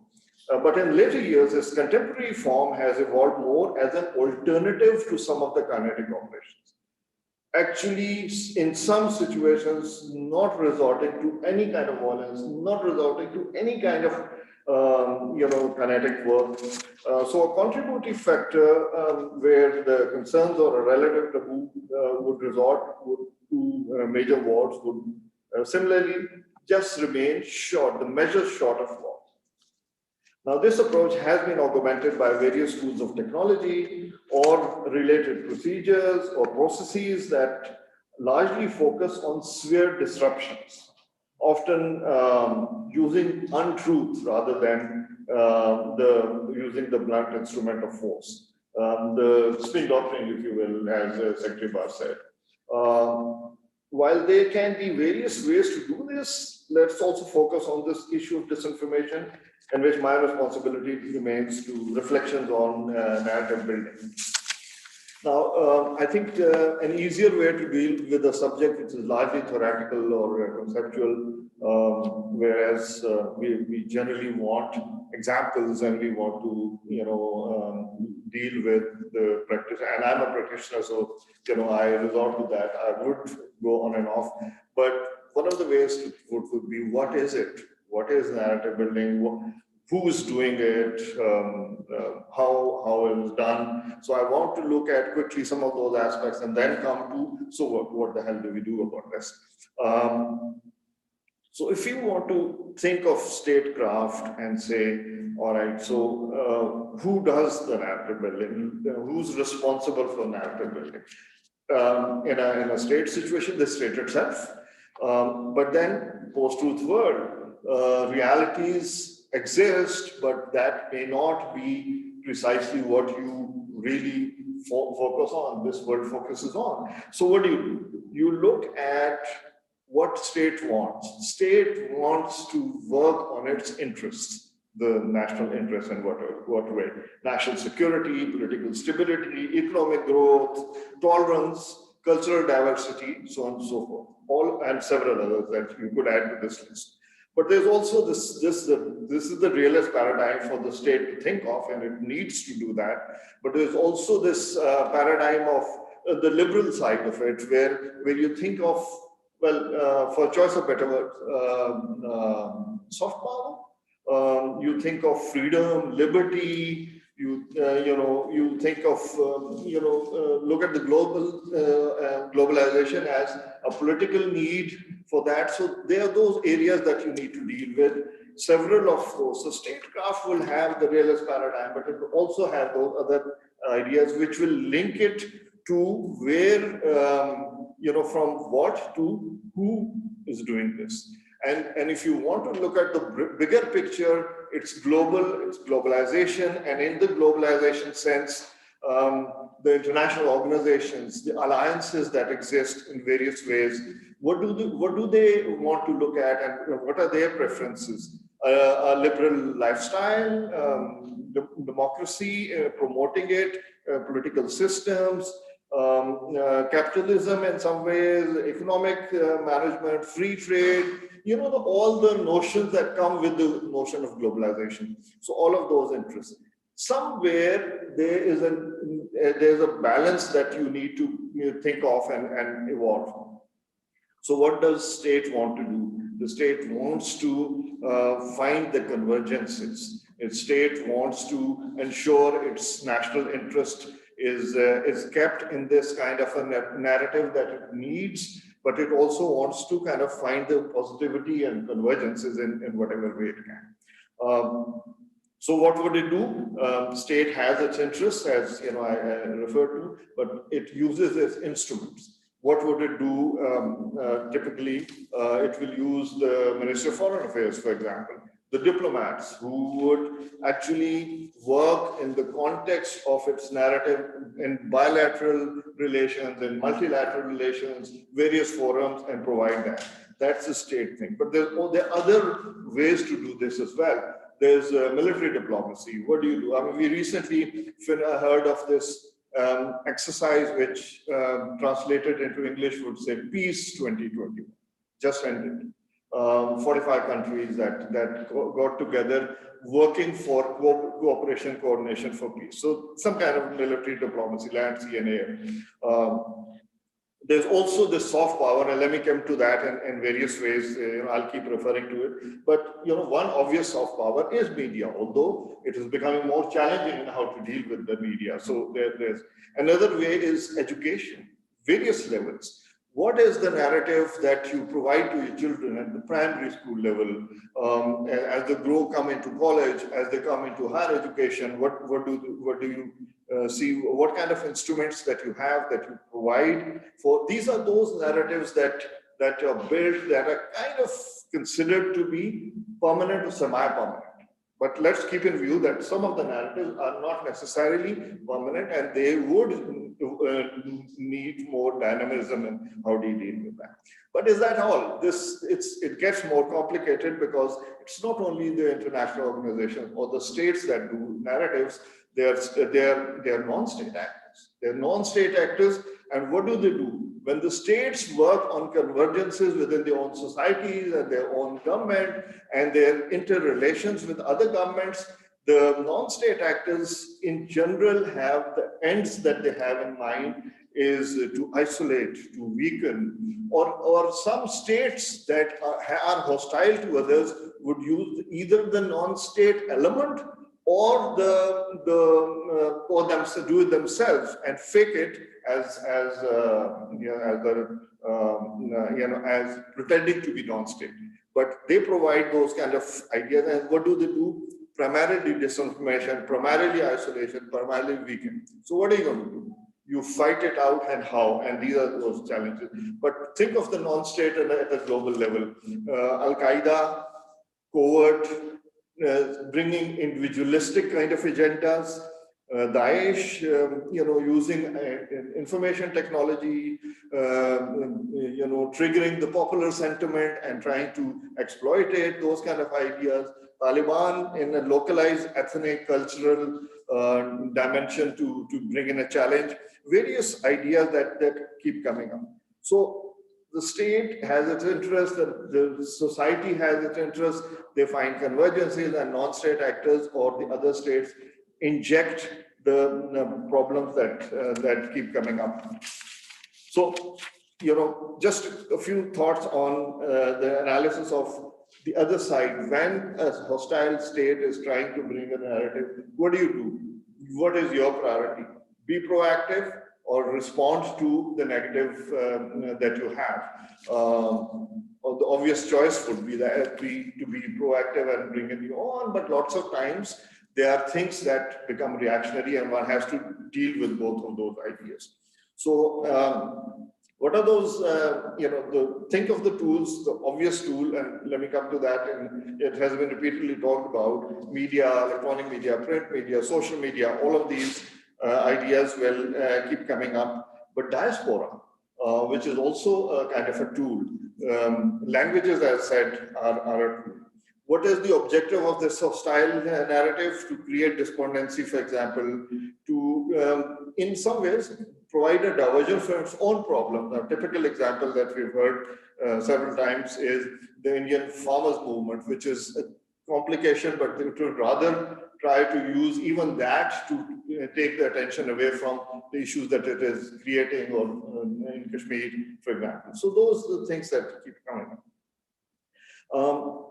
Problem of narrative building: who is the enemy? Is it homegrown, or it is an outside element, or an unwitting, local that is trying to do this, helping that? How to stop this offensive if you don't know who caused it?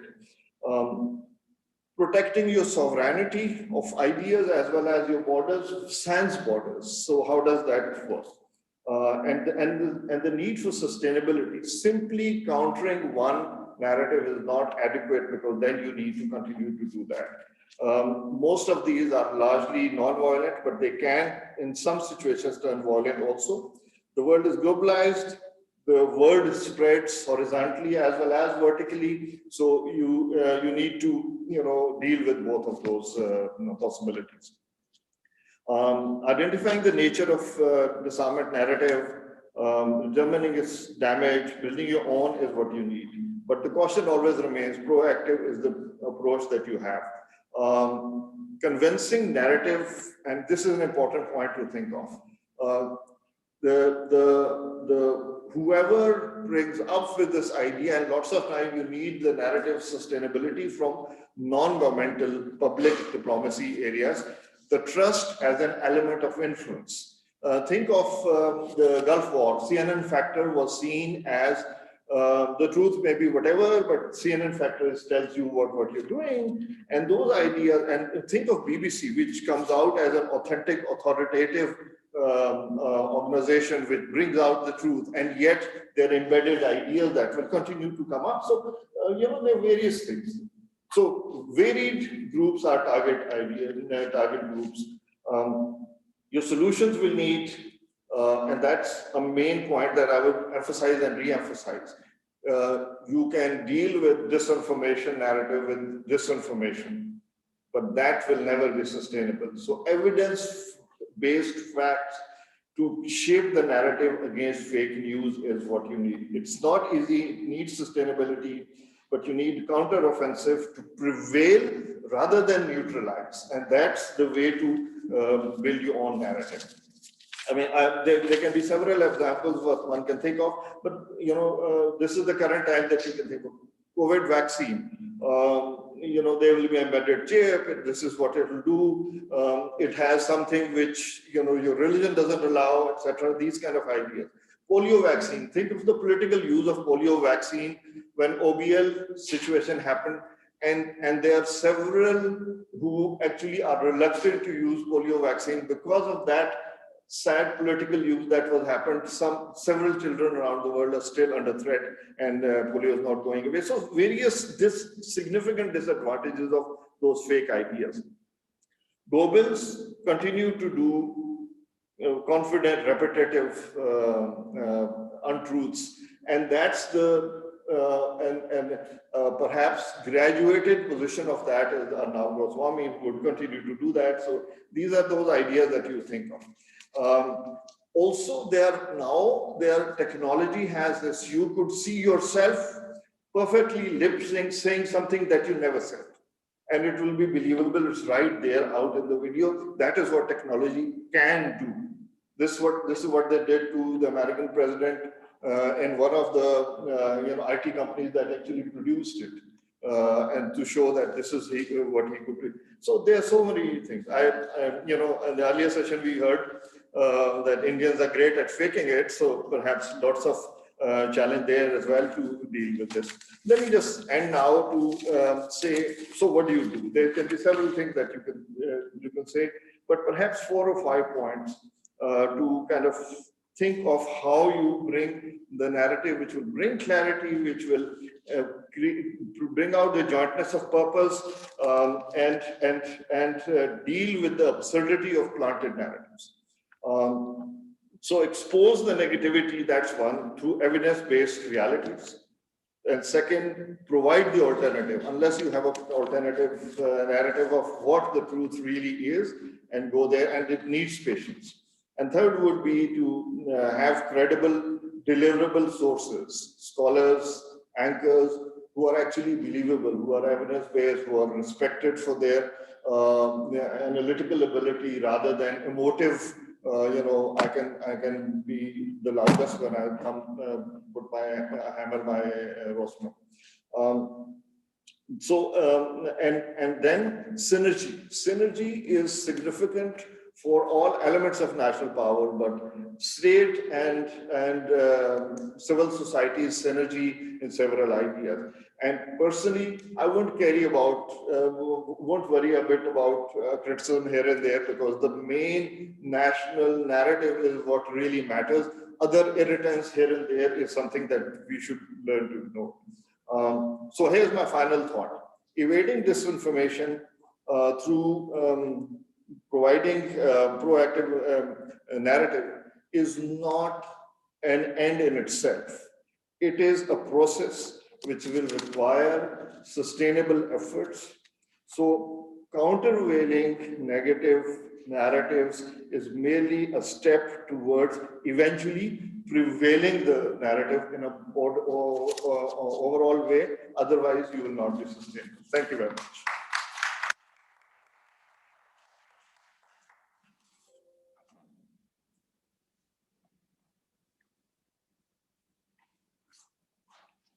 Well, I would like to thank the three panelists for their very useful input. But due to paucity of time, and I see Senator Mushaid Hussain here, who has to chair the next session. Welcome, Senator sir. So I think I have to dispense with the question and answer session.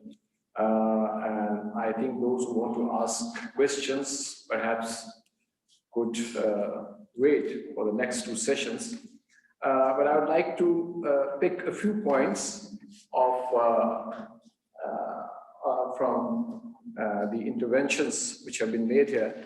Professor Dyson made a good input, and he did mention about the control of media. Now it is, and he did refer to distinction between the national interest and the freedom of speech. Of course, societies have to exercise their own judgment and discretion as to where the red lines have to be drawn. But in a democracy, it is a challenge where to draw that line. But I think each state needs some kind of regulatory, control over the misuse of information. And Professor Ethena did define disinformation for the benefit of all of us. And she also said that the countries which are, or societies which practice democratic pluralism, they are perhaps more resilient. As I understood, I think the two speakers speaking virtually were not that audible, but sorry if I have missed something or I've misunderstood. But they are more sort of resilient to face the information warfare. Mr. Banuri has, in his comprehensive intervention, talked of the soft power of media and the narrative building through education, through media, and the sustainability of that narrative building. And very important point he made was that if you have to counter, false information and disinformation, then you have to come up with evidence-based narratives. I think very useful remark. Now, let's wrap it up. We all agree that we are living in this globalized world, and information revolution is affecting all aspects of our life. As I said earlier, that there are good dividends of this information revolution in our lives in terms of conveniences now which are available, ease of doing business, logistics and connectivity, and new discoveries in medical technology. I mean, imagine that we have this vaccine in a matter of 1 year now to deal with this pandemic, and this is really where science and technology today stands in terms of advancement. But the topic of disinformation, basically the core issue is the disinformation, the misinformation, the false propaganda, false information, which is polluting the minds of readers and viewers. And they are so vulnerable, the societies are so vulnerable that these states, of course, which resort to, as we did discuss about the role of our eastern neighbor in creating disruption in Pakistan through these false narratives, but the potential in the hands of states, as well as potential of disruption and chaos and creating uncertainty, causing uncertainty rather in societies is great. And of course, with the non-state actors as well. So I don't think there is any global strategy or coherent strategy yet to deal with this challenge, because I have seen that, even the stop Facebook and whatnot, all these means and vehicles which all of us use, even they have been accused, and there is evidence that they have also or regulate unbiased, biased information which has been floated from time to time. So I don't find any global strategy yet, universal strategy yet, to cope with this challenge of disinformation, while we live in a world which is fast, I think, descending into some kind of disorder and confusion. We are living in a confused world. And these states or rogue states, as in our neighborhood, or non-state actors, are taking advantage of this turbulence in the international system and this disorder to pursue their own narrow objectives. So the point is that you don't have to fight a war, physical war. You can, achieve your malicious and malign objectives by through cyber warfare and disinformation. Nationally, I would conclude by saying that while there's no global, we are part of the global ministry, of course, global community, but while there's no global strategy yet, but at the national level, I think we need to seriously think how to draw this line in terms of regulating through PTA or whatever mechanisms we have to regulate and control, what is to be shared with the population. Well, people give the example of China, and I think that Professor Dyson also mentioned. But in China, what they've done is that, from their national perspective, I'm not sort of saying that it's right or wrong, but they have some kind of a state control over the information which is shared with the people.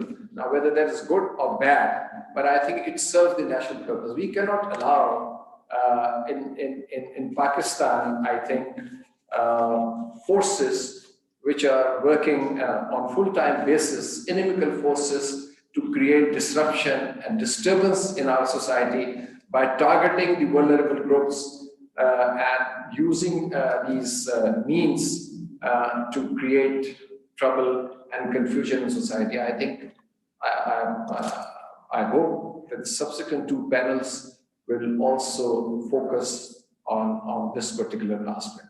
Thank you very much.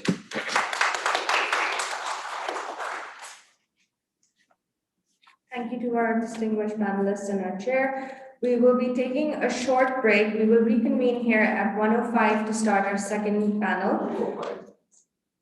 Sorry? 1:05, sir. After 5 minutes. And in the break, we'll be playing a short documentary for whoever remains in the hall. EU Disinfo Lab published a report called Indian Chronicles, in which they exposed a large number of fake Indian news agencies and NGOs. Who were able to find a combination, an ecosystem of more than 265 fake media outlets, but also fake NGOs and W think tanks acting all over the world that were actually promoting Indian interests. Several websites publishing plagiarized content and opinion pieces with anti-Pakistan propaganda in an attempt to influence the European Union and the United Nations. The EU Disinfo Lab begins searching for domains and IP addresses behind similar news items on most websites from Europe. They found connections to Delhi. A large-scale Indian fake news agency called Srivastu Group was found to be involved in secret propaganda against Pakistan all over Europe. After this, the official website of an Indian fake news agency searched. The group's headquarters is in New Delhi and office is in Belgium, Switzerland, and Canada. The Belgium office of the European Post Today and Srivastu Group is at the same address. All these fake news agencies and NGOs' websites were being controlled from the same domain, and by running false protest campaigns against Pakistan from different websites. They were publishing the same news from all the fake news agencies to malign Pakistan in front of the European Union and United Nations.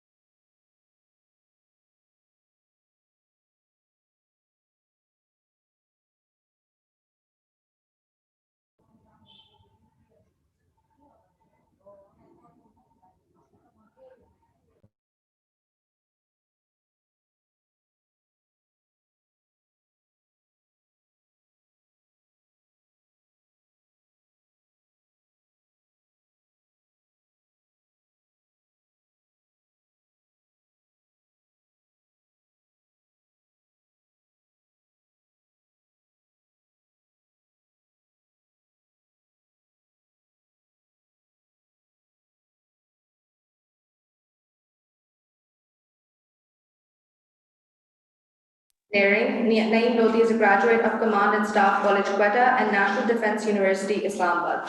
He also holds a Master in International Relations. He has served on various command, staff, and instructional assignments in his career in the Army, including the important appointments of directing staff at National Defense College. On account of his distinguished military service, he has been conferred the award of Hilal-e-Imtiaz Military. Naeem Lodhi has also served as the Defense Secretary. Previously, he has also remained the Chief Executive and Managing Director of Fortune Fertilizer Company Limited and FFC Energy Limited. Our second panelist would be Huma Bakai, who will talk on impact on peace initiatives in the region. Dr. Huma Bakai is an Associate Professor of Social Sciences and Liberal Arts and former Associate Dean, IBA Karachi. Her teaching and research experience spans over a period of 25 years. She is working with both national and international media as an IR expert and political analyst since '99, and has served both as a media analyst and anchor person in BTV for 10 plus years. She is also associated with Radio Pakistan and Voice of America. Currently, Dr. Bakai is a member of board of directors of more than 10 educational institutions and private and non-private organizations. She is also a certified corporate trainer from the International Academy for Leadership. She is a visiting faculty at Air War College, National Institute of Management, Karachi. Finally, we have Dr. Shahab Inam Khan, who will be talking on international and regional repercussions. Professor Shahab Inam Khan is teaching in the Department of International Relations at the Jahangirnagar University in Dhaka since September 2004. He has served as advisor, consultant, and board member of various international organizations such as UNDP, UN Women, IUCN, USAID, FCO, and RCSS. Professor Khan has served as a member of various high-level committees formed by the government of Bangladesh. He has been credited for drafting several key public policy documents for the government, including the National Broadcast Policy and the National Counter-Terrorism Strategy Paper. Professor Khan holds a master's degree in international political economy from the University of Manchester. I will now hand the floor over to our distinguished chair, Senator Musharraf Hussain.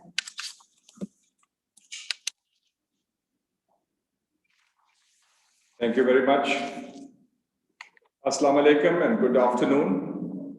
In the name of the Almighty, the Lord of all mankind. The Honorable General Naeem Lodhi Sahib, whom I know very well as a thinking general, who recently appeared before a parliamentary committee on defense, and he did a great job in presenting Pakistan's national security perspective. I also like to thank the President of the Institute of Regional Studies, Ambassador Nadeem Riaz, for inviting me. And very few would know that I have a very old affiliation with this institute. When it was formed in 1981, Lieutenant General Agha Ibrahim Akram, an outstanding military officer and an outstanding scholar, was its first president. And he made me a very good offer to be his deputy as vice president of the Institute of Regional Studies. I was at that time a jobless professor. I had been sacked from the Punjab University because of, it was General Zia's martial law, and we were active on, 4 teachers were removed, I was one of them, but still General Ibrahim Akram, I must, to his credit, offered me. I had to politely decline because I said I'm going into journalism now, from media academia. And then Brigadier Bashir was there, then Nasir Zaidi, Samina Ahmed Saiba, but one commitment was made. I made a deal with General Akram that whenever he writes, he will only write for the newspaper of which I was the editor, the Muslim.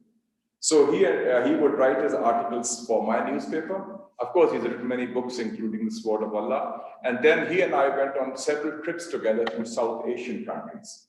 This was conceived as the preeminent Pakistan think tank on South Asia, focusing on India, Institute of Regional Studies. And then I had, as information minister, I had the distinction of being its chairman of board of governors because the funding came from the information ministry. And it was a big problem. And when, as chairman of the Foreign Affairs Committee, then I advised the foreign minister, His Excellency Shah Mahmood Qureshi Sahab. I said the time has come to do the qabza on this institute because this is orphan, lawaris. So I'm glad that it's been taken over and there's a beautiful building, and it's a pleasure to be here. And I hope that Ambassador Nadeem and other colleagues will restore it to its original glory as a preeminent think tank, which is now needed, especially in the regional context vis-a-vis India.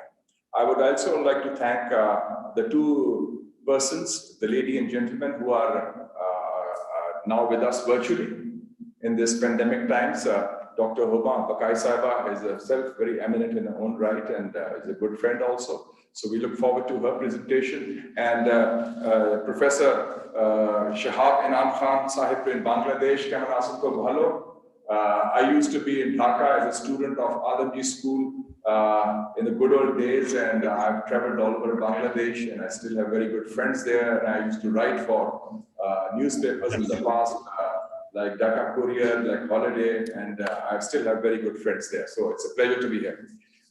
Coming to the point, I think this is a very timely initiative, and I also welcome Ambassador Zamir Akram, who's here, when he was in the UN and Geneva, and we had good conferences there. And of course, Ambassador Masood Khalid, he has been playing an important role and in the building of CPEC. I think apart from the leadership, political leadership, he was pivotal as the ambassador in Beijing.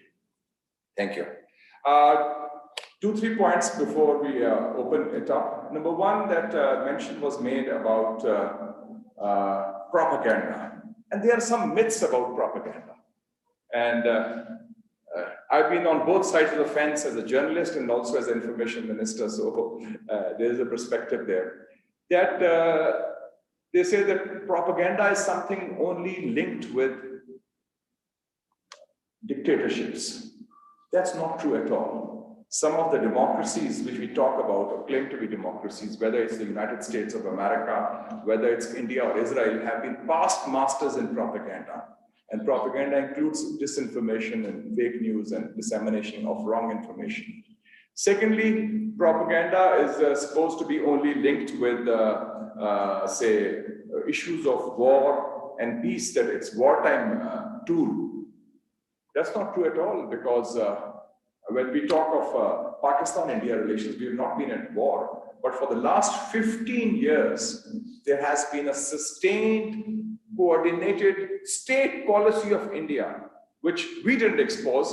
It was exposed by the EU Disinformation Lab. So it's very clear that it's not just wartime, it's how the other side perceives you. And then thirdly, that propaganda is only linked with state-controlled or state-owned media. The tools we are talking about are not state-controlled at all. There was references made to the Western media. Please don't forget, the documents have now come out. BBC was playing a role in the 1953 coup against Dr. Mossadegh. They were sending coded messages in their Farsi language transmission. There's a book in America about the former CIA chief, Richard Helms, the man who kept the secrets. And he used to say that how they used to get op-eds published in the New York Times under the name of C.L. Sulzberger, who was the publisher of the New York Times, drafted and prepared by the CIA. This is on the record.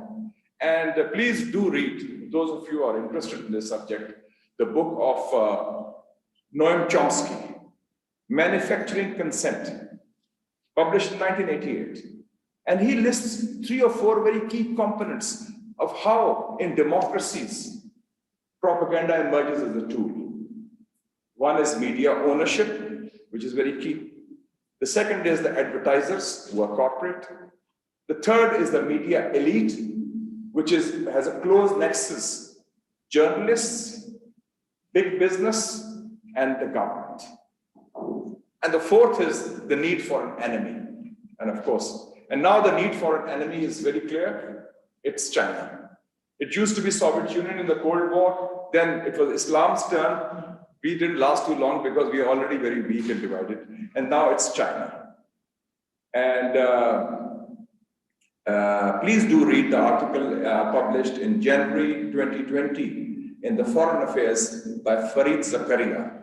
It's called The New China Scare. What are the instruments, how it's done? And I think that's extremely important. Coming to the falsehoods when we refer to this situation, please be very clear. 2 things. When we come to India,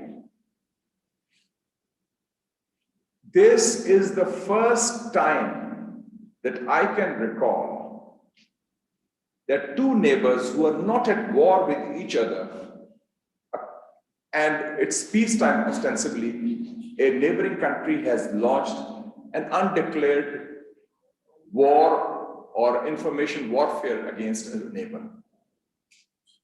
And this is a sustained effort. And this, secondly, it predates Modi. It's not linked to Modi only. Modi came in 2014. We're talking of 2005. And what are the facts on 2005 onwards? EU Disinformation Lab mentioned that. I have the BBC story, which was on 10th of December. The dead professor and the global Indian disinformation campaign. Please see it in the BBC. And I have a copy if anybody wants that.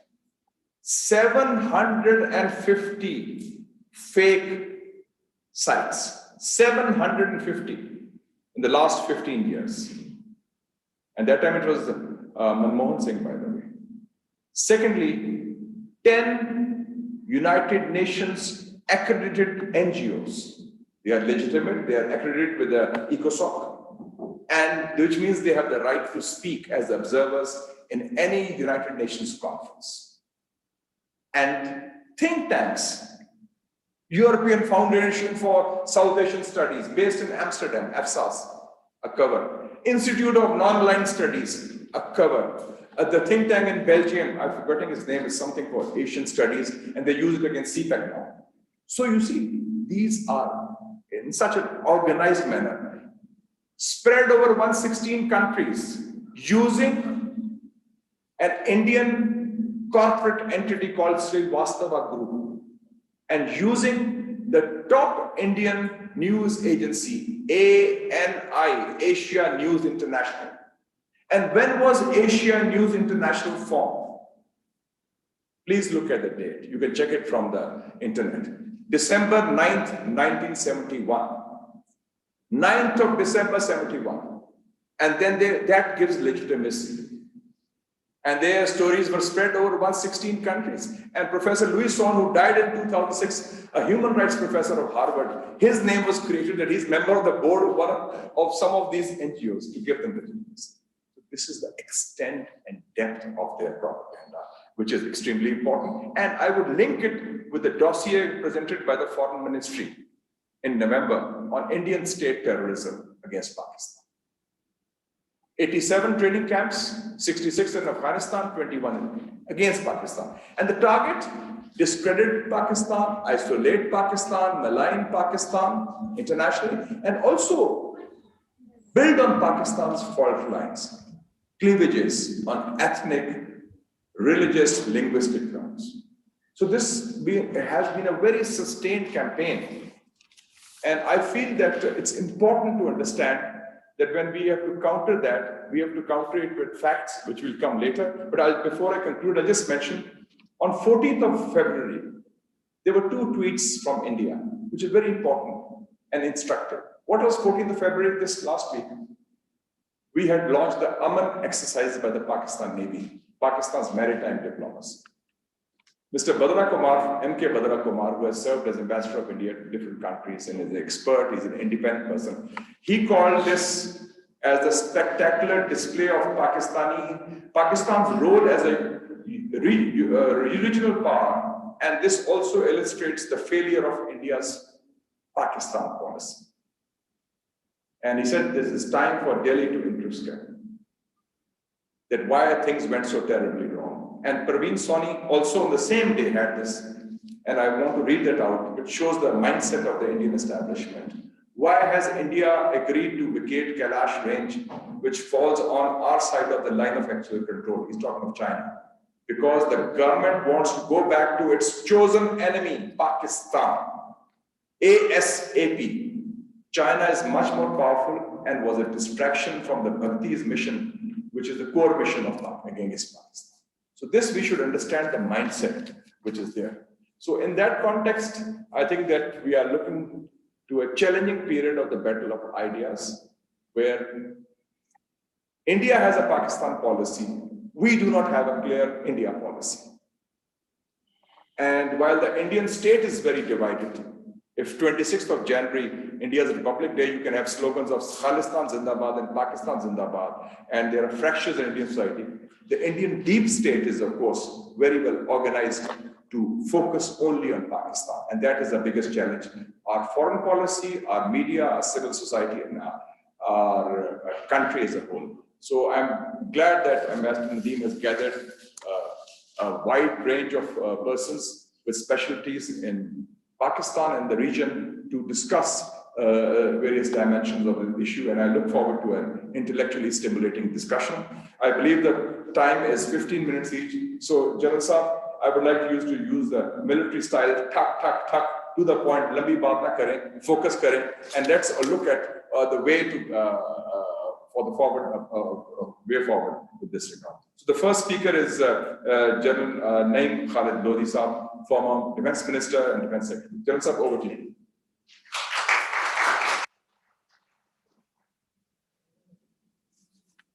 Bismillahirrahmanirrahim. Thank you very much, Senator Mushahid.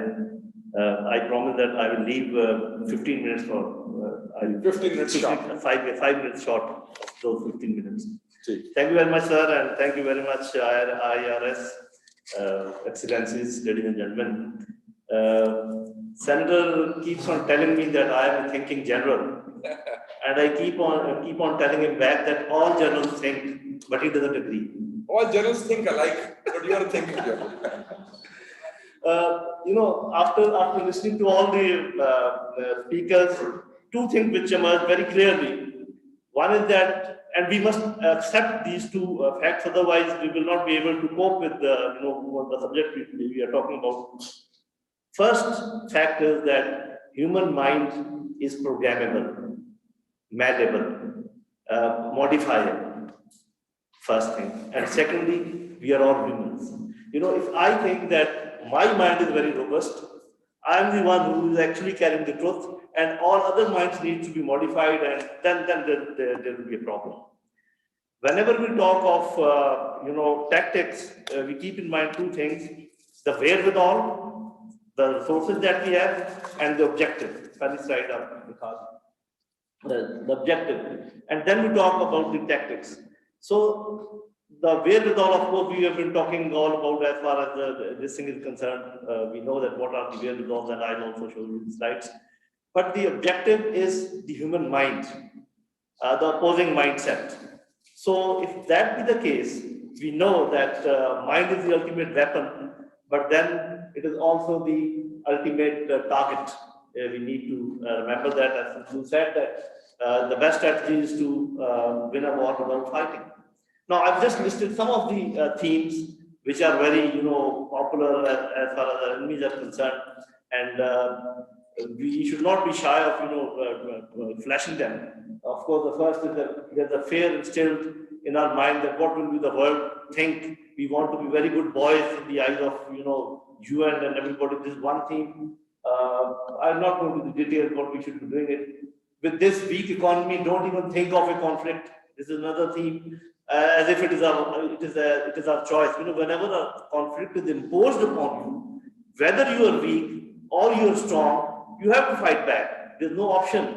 So this is another thing which is going on. Armed forces have rather become a liability. We know what all is being said about, and religion has divided us rather than integrated. Now, these four themes, there are so many others also. I would like to say one thing, that a successful team is always built on a small base. There is some cleavage, some fault line on which you build that team. So, baat ka batangad banate. But if you don't admit the baat and you deny it altogether, it is not very effective. So you have to accept the reality part of it, which is very small, and then try to hit back on the multiplied factor which has been brought about, that ये तो बात सही है, ये जो दो बातें हैं, लेकिन ये 98 बातें गलत हैं. अगर आप बिल्कुल कहेंगे कुछ भी सही नहीं है, then it will not work. So these are some of the themes जहाँ पर fault lines हैं, and then of course they have been built. But if we deny it altogether, it will not work. I think if we say that ये बात इतनी दुरुस्त है, इतनी सही है, तो this is not just for the opening. Next slide. we know that the great powers are great because of their economic strength and political strength and military strength and technology. But ये दो चीजें भी बड़ी important है. Last to the media.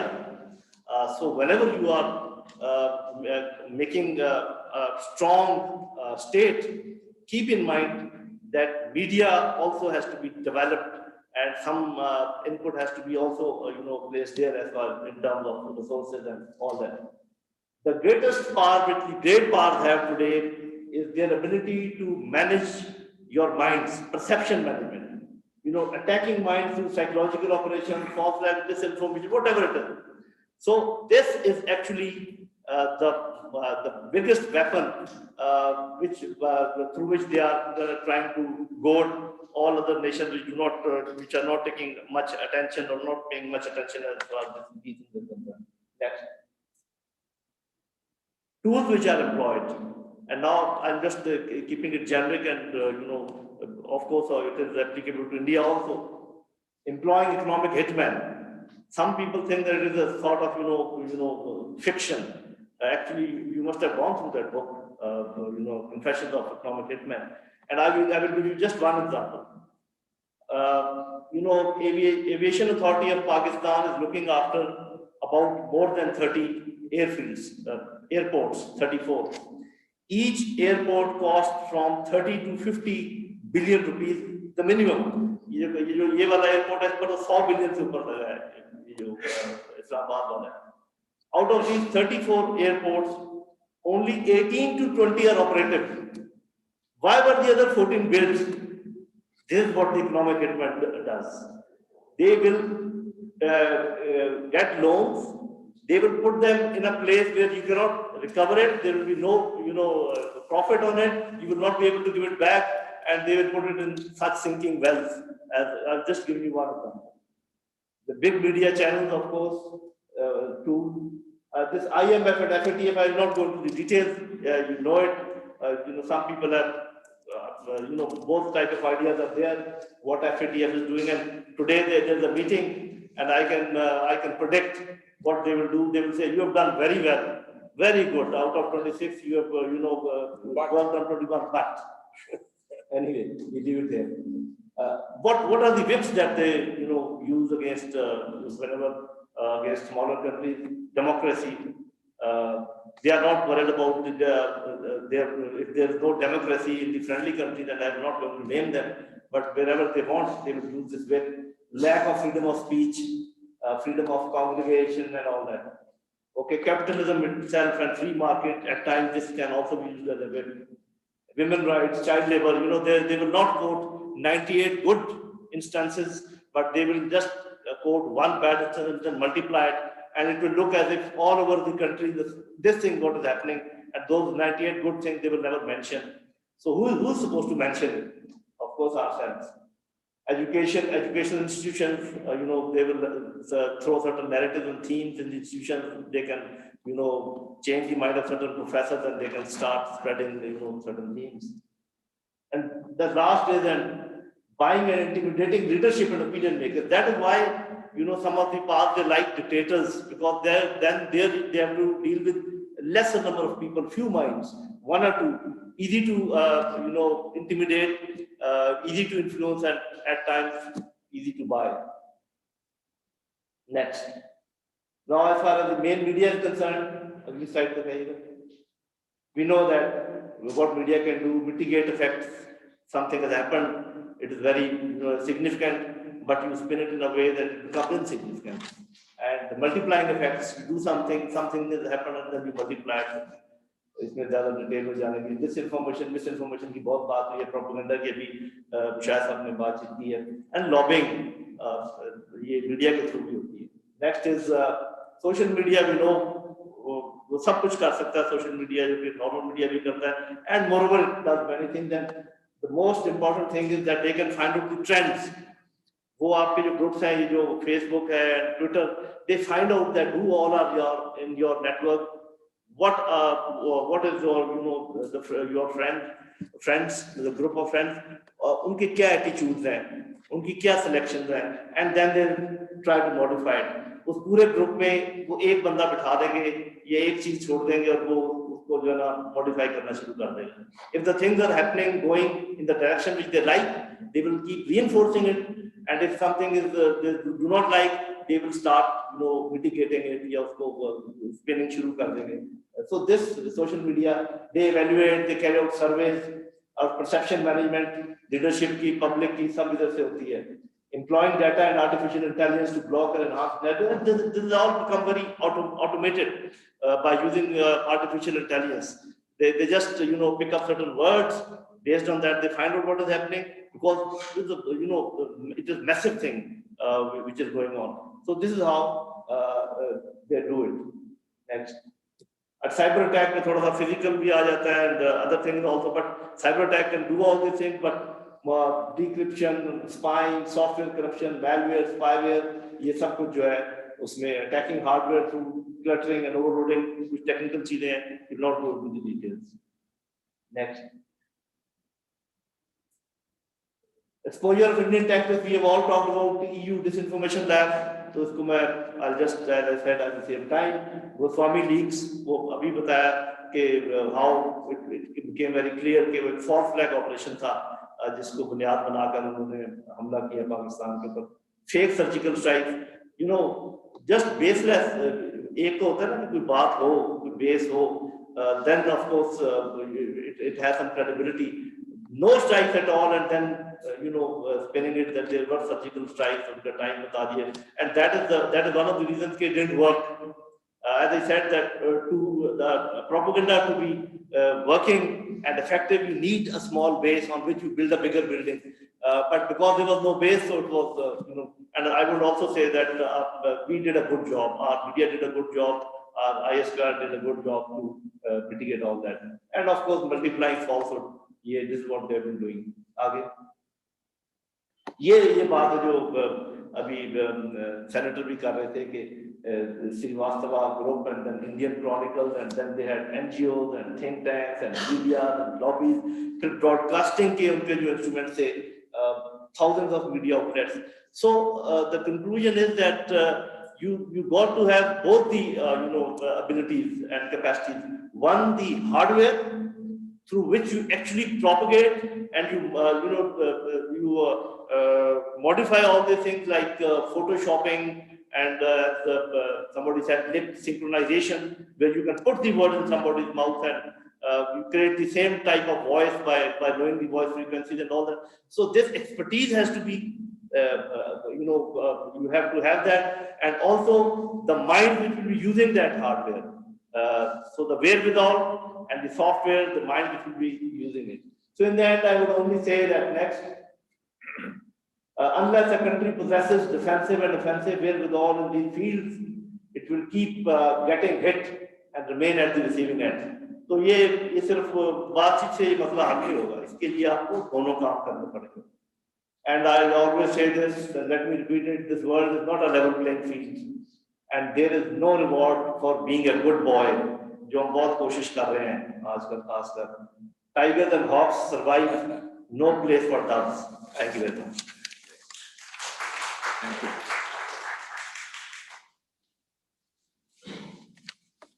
Thank you, Janasa, for a very instructive presentation. And about this being good boys, I remember in 1998 when India had tested the nuclear bomb, I was the information minister and the chief spokesman on this issue.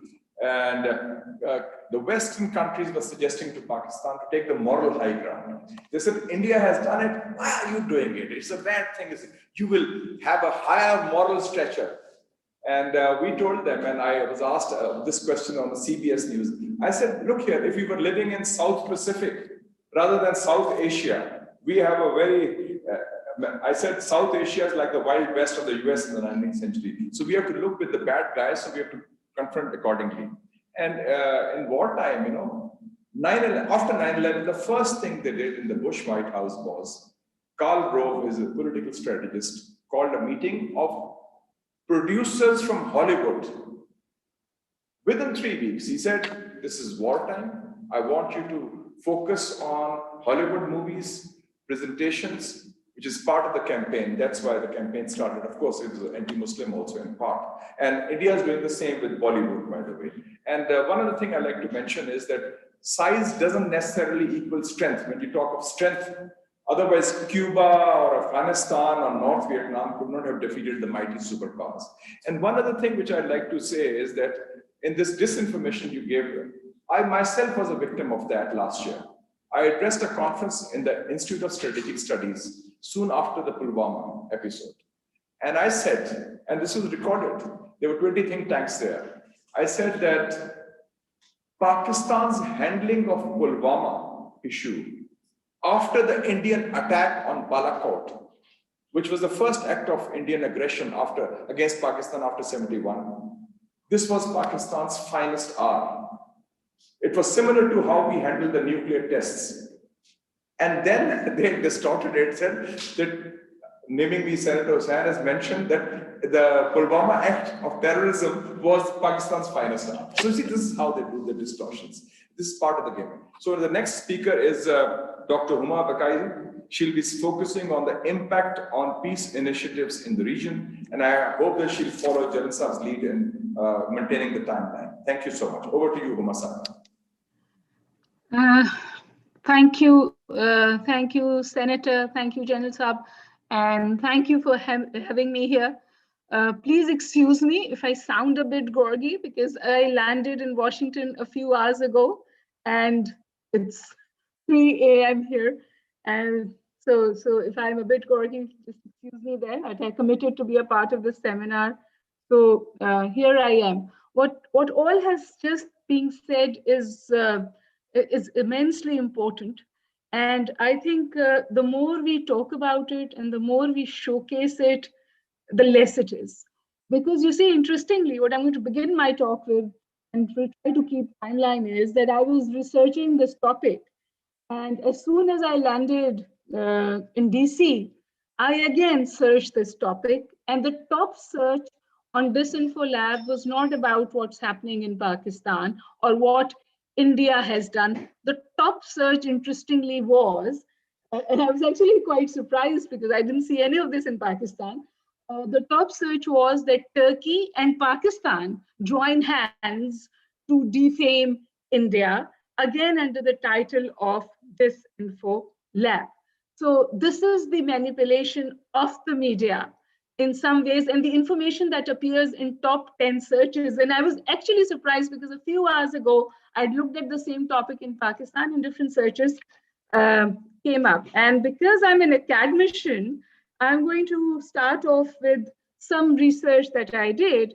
So interestingly, the Collins Dictionary has announced fake news as a word of 2017. But like Mushahid Saab said, that this was started by India in 71, and this particular network that we talk about is also 15 years old. And we should stop referring to it as the Srivastava group, because you see, that is what is being said everywhere. It's a private initiative. The Indian state has nothing to do with it.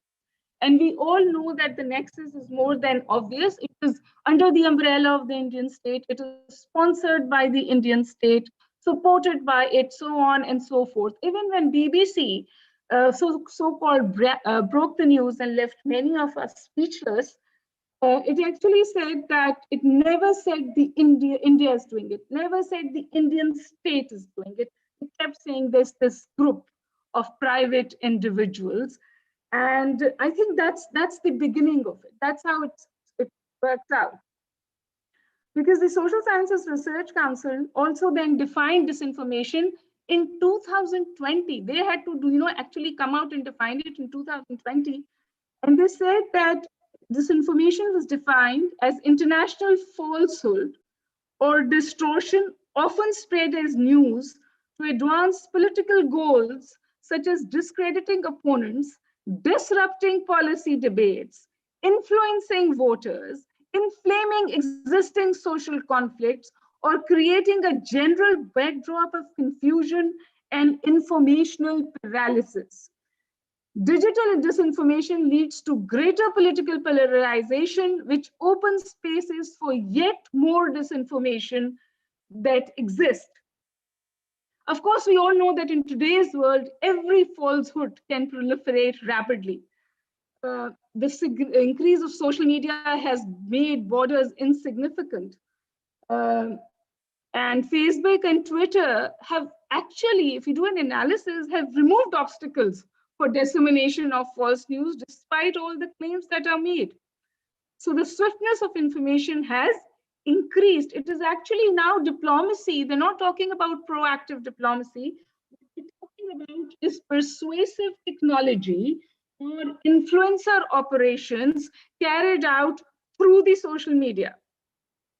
So General McChrystal, one of the most decorated officers of the US Army, said, for foreseeable future, what happens on social media will be crucial to the outcome of any debate, battle, or war. He points out that battles are now being waged over truth itself. And in these fights, the line between reality and perception will be blurred. Separating fact from fiction will be tough for governments, but almost impossible for populations. The war, like rightly said by people before me, is on the minds. The tool is persuasive technology, minus norms and ethics. The lack of global accountability has enabled India and many others to defy international law, norms, and rules when they're trying to defame Pakistan. And of course, we all know that it wants to achieve several objectives through this Malign Pakistan campaign, which may include overall defaming of Pakistan, cultivating anti-Pakistan sentiments in important forums, sabotaging or delaying CPEC and the Afghan peace process, scuttle Pakistan's efforts to improve its economic outlook. It is also to divert attention from its atrocities that it is committing in occupied Kashmir, exploit sectarian, ethnic, linguistic fault lines, and chasms in the civil-military relations of Pakistan. Raise doubts about Pakistan's nuclear program, all aimed at destabilizing Pakistan and endangering regional peace and security in South Asia. The principle of disinformation is actually very interesting because they say that you shouldn't fear actual truth.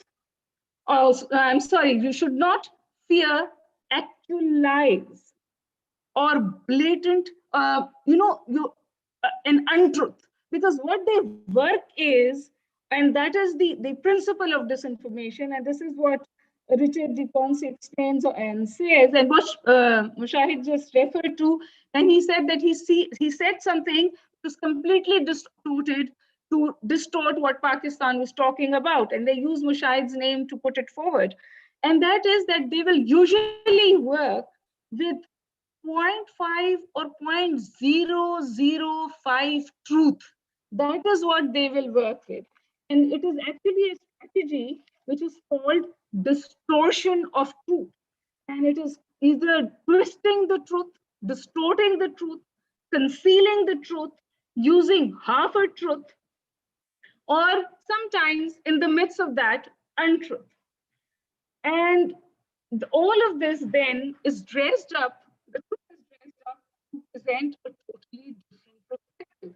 And that is exactly, ladies and gentlemen, what India is doing. The report that just came out under the title of the Indian Chronicles, and is, by the way, dedicated to the professor that they brought out from the dead, because that's how atrocious they thought it is, and they wanted to highlight it. And we all know that it is 750 plus fake media, 116 countries. But what is the end? And all of that, it's massive. One thing that this report points out, and which is important for us to understand, is that they say that India, they have exposed it, and India perhaps for now is red-faced, just face global shaming, but at the same time, India has not stopped. And that is exactly what I was saying when I said that they've actually started on the same footing where they would want to project, and because their influencing operations are much stronger than ours, the new lie is that it is Turkey and Pakistan who have come together to malign Pakistan. So I'm just going to take a few more minutes and look at some of the things that they do. For example, I mean, all of you remember that a few years ago, in fact, I think 2 years ago, there were free Balochistan posters that came across all of Geneva and UK. This, by the way, was initiated by this group. Another important thing was, this visit of European parliamentarians to Kashmir, who later on was portrayed in the media, thankfully, that how certain anti-Pakistan rightist parliamentarians were picked up, but this was also organized by this group. Thirdly, more interestingly, more obnoxious, totally unbelievable, using the name of ISI over and over and over again, here and there. People are familiar with ISI, and they would say ISI is working. There's a friend of mine from Bangladesh who's going to speak up to me. ISI is working very hand in gloves in Bangladesh with Bangladesh to destabilize and create problems in India or Khalistan, and so on and so forth. So this is how they're doing it, and how to counter it. Well, of course, there are very important people sitting here who understand this better than I do. But I think that this is one post that Pakistan has left unmanned. General Lodhi talked about heart power. Yes, it is important. But I think this is one post Pakistan has literally left unmanned. And why do I say that? Mushahid Saab is aware of it. There are others who know about it. I don't know how many chairs there are of Pakistan there. So we've left these posts without our intellectual guards there.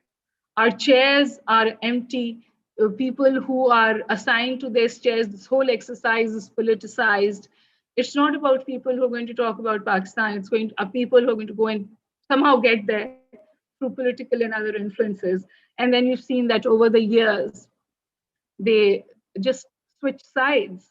So I think we should be very careful about who we are putting out there on these posts, because everything that I read while I was doing my PhD and I was in Chicago, everything and every person that I talked to was a Pakistani in the United States who had not come to Pakistan for several years. His entire mindset was shaped by what was being put there by either American intellectuals or Indian intellectuals posing as extremely objective, but carrying on with this anti-Pakistan campaign. Will it harm Pakistan? Is it harming Pakistan? Absolutely yes. I think this is where the war footing is needed. We need to come out and counter them on war footing and make sure that our soft power is not soft anywhere. So ladies and gentlemen, thank you so much for giving me this opportunity to talk to all of you. I've kept my time limit. And once again, I apologize for being virtual and a little gaudy perhaps because of the time zones. Thank you again. Thank you, Homa. I hope you can catch up on your good night's sleep, because you woke up in the middle of the night at 3 a.m. Washington time to speak on this, and you have left us with good food for thought. She talked about the chairs which have been unmanned. There are 14 Pakistani chairs in different universities of the world which are still unmanned.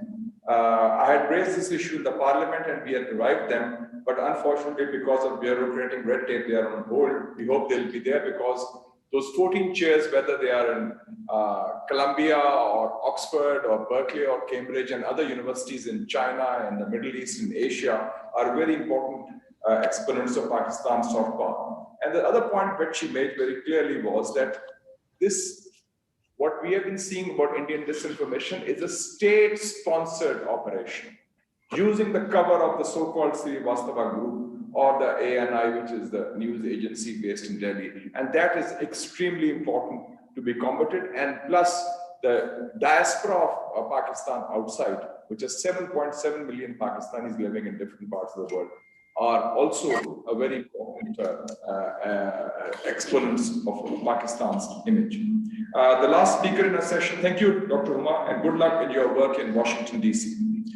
The last speaker would be the Honorable Dr. Shahab Inam Khan Sahib, Professor of International Relations from Bangladesh, and he would be focusing on international and regional repercussions. Over to you, sir. Thank you. Just as a housekeeping, am I audible, clear enough? Yes, we can hear you loud and clear. Thank you very much. Sorry, you might hear some roosters singing. I'm basically in my grandmother's ranch, so which is quite a remote place. So bear with the roosters for a while. Thank you very much. Now, going back to the whole debate that we are listening to, and definitely, I would like to thank the organizers, Institute of Regional Studies, for inviting me to speak. And I have read extensively Mr. Mushahid Sain's write-ups, and I'm quite intrigued by many of his write-ups. And certainly, I believe he's one of the very prominent senators who has significantly contributed in the development of Pakistan and Pakistan's communication policies. I myself was involved in developing the national broadcast policy of Bangladesh, and which is in place. But certainly, I often get frustrated by myself that what I wrote 6 years back is completely irrelevant in 2021. Now, why so? I mean, I was listening to all of the speakers quite attentively, and in many cases, there is a tendency of generalizing stuff. Now, for an example, this very topic that we are talking about certainly has its own toxicity. And perhaps as a practitioner, in many cases, I would always argue that information is not a country-specific phenomena. Rather, this has a spillover effect, and this is a transnational factor. And every information is interoperable. Now, that's the basic part we often forget. Now, even if you look at the very idea of what Chomsky was talking about, or perhaps even contrary to Chomsky, you have always seen the Reich propaganda minister Goebbels, and Goebbels' utility in the subcontinent has not yet gone. So they're very much there. The problem lies is whether we understand the quality of information and how information can essentially change the entire gamut of security parameters, whether within the state perimeter or the non-state perimeter. This is a gray area that we have largely been ignoring, whether through a collaborative approach, whether through a cooperative approach, or whether through the relationship between the state and its subjects, or perhaps the population. Free information is extremely critical. And I was listening to EU Lab about India. Of course, there are many other think tanks like that, and these are not European Union's reflection. Obviously, there is a toxicity, and I agree with Huma when he said that does it really reflect India per se? And of course, it doesn't reflect the real India to a great extent. I was just looking into the Google Trends of 2020.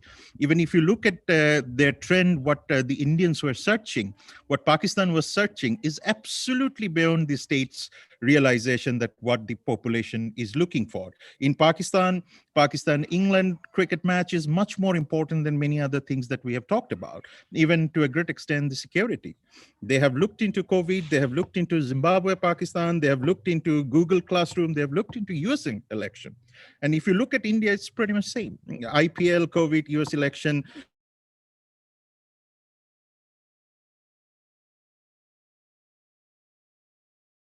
And people are absolutely gobbling. Even if you look at India and Pakistan, there is a very interesting thing. I mean, in Pakistan, you would see that most people are browsing how to make good paneer. But on the other hand, you see in Pakistan, people are looking for how to build your immunity. But these are the things people are now talking about. The algorithm is taking them to where the market wants to take them. Now, where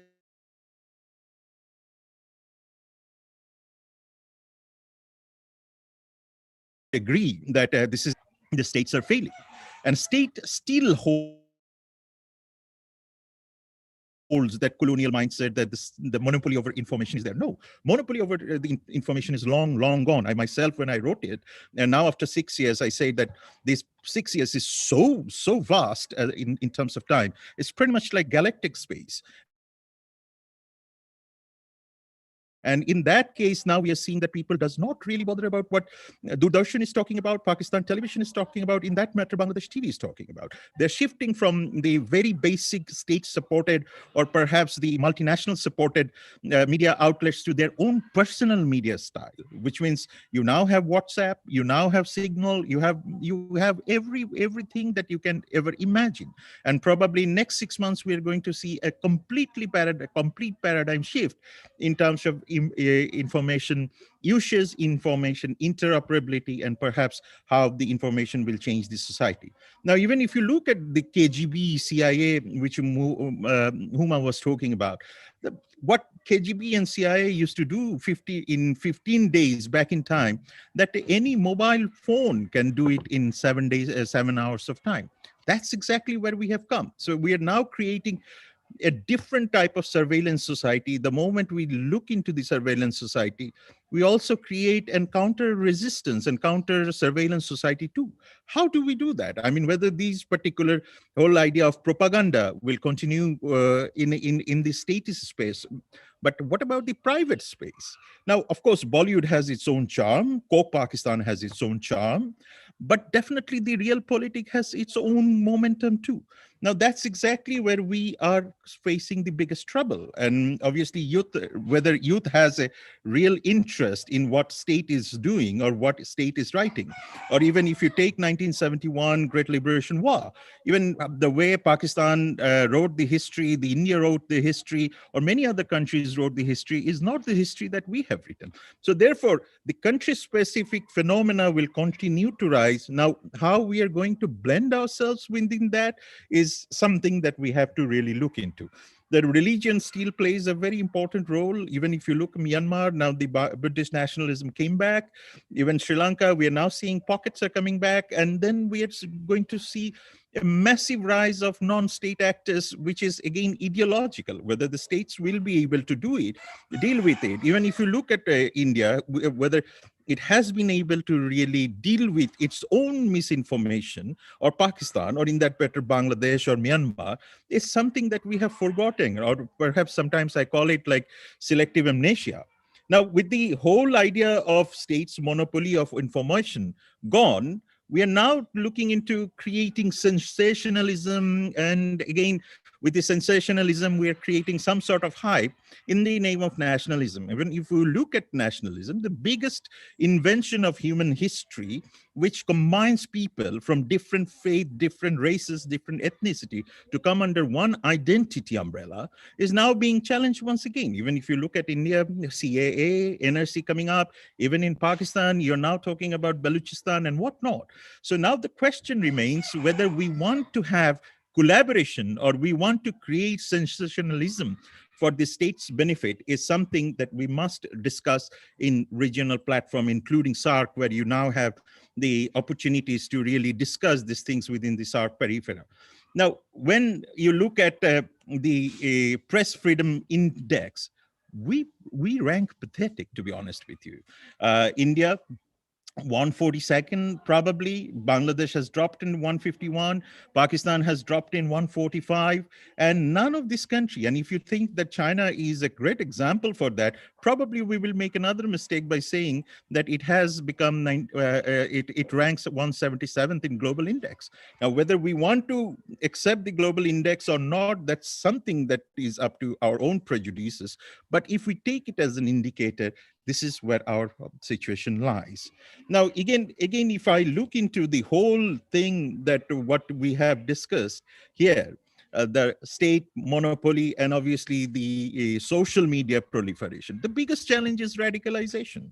Now, radicalization is state supported, maybe, but again, if I say that it is a part of the state's governance, a failure in the state's governance, then who is to be blamed for that? Now, whether India is manufacturing fake news, or Pakistan or Bangladesh or United States or United Kingdom, whichever it is, but whatever is happening not for good.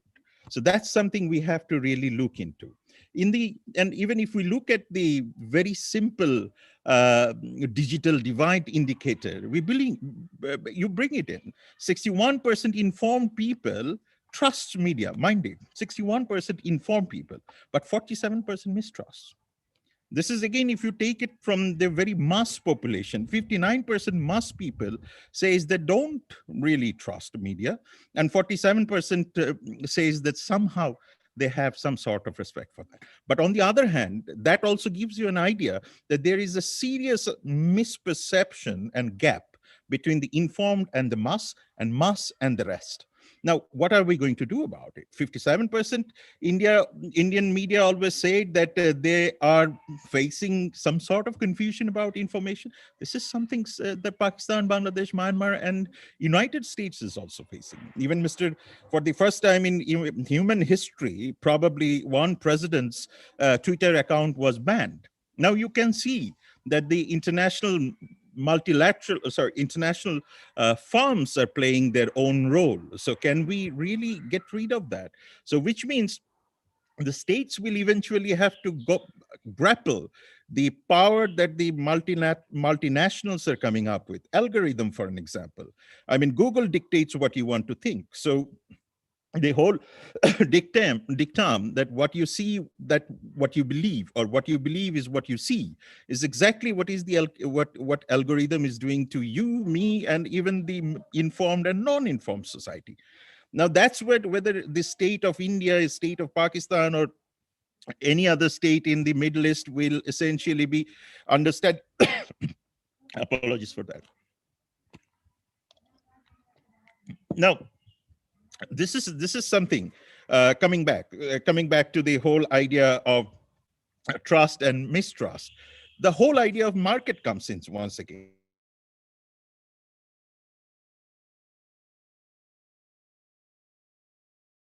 Being determined by them. Whether it is the state, the government are going to really manipulate the choice of people. No, that's not happening. That is happening to some extent in terms of politics, maybe, but in terms of their choice, consumption, livelihood, and economy is being determined by Google, by Yahoo. Edelman Trust Barometer, very interesting. This is one of the barometer I personally appreciate. The very simple reason is the rigorous methodology that they perform. Striking. And they're saying that, look, the bump that is coming for the mainstream media, even if you take last 5 years trend, the mainstream media is now becoming the downstream media. The very simple reason is people have alternatives. People are going back to the kinship-based society. People are going back to their peer circle for information. What are we going to do about it? Is the state, Mr. Gobel will come and say that, no, I have a new information for you because I have Pravda or I have something like that? No, that is no longer in existence. Even our fantastic laws are inadequate in dealing with whatever hate speech and everything is coming in the social media. So I would rather see that rather than focusing too much on a state, we should look into whether the information is interoperable, information is actually penetrable, and whether this information or distribution of information is asymmetric or symmetric. Now, there will be fake news, no doubt, as one of the speakers were talking about, that look, the COVID has many dimensions. Obviously, polio had a many dimensions too. But we have actually overcome those obstacles and has come to this particular phenomena, where now we have eradicated polio and tuberculosis and many other things. What is very important is to remember that none of the countries are foolproof. Whether China, whether United States, whether BBC, Chilcot report effectively bypassed the role of media in Iraq war, but we have seen how media has played or galvanized the Iraq war. So essentially, it is a task for India, task for Pakistan, task for Bangladesh, task for any other countries to come up with the collaborative solutions for fake news, because fake news is not going to stay within the border because they don't need visa, they don't need passport. So that is going to be there. And that is the very genesis of this whole idea of digital literacy, digital information, this digital knowledge. So the soon we understand these fault lines, the soon we understand the evolving nature of technology, the soon we understand the algorithm, the better we will be in dealing our fake news, misinformation, misinterpretation, and definitely misperception. Therefore, my last point that I would say that, look, gunpowder does not solve anything. Neither the misinformation will solve anything. Gobble is long gone, and the Goebbels ghost is now everywhere, whether it is WhatsApp, whether it is Signal, we cannot go there. There is something called deep web. There is something called dark web. People are now selling people in dark web. They're selling flesh, prostitution. Everything is going to go down into the dark web. Are we going to really declassify the dark web? But this is something we have to really think about. Maybe the surface information can be penetrated to some extent, but the deeper information cannot be penetrated with the existing technologies and tools that we have.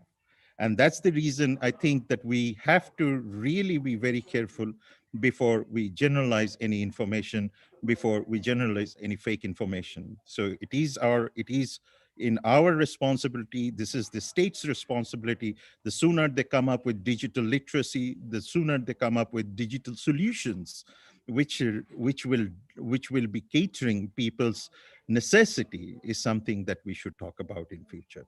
Thank you very much.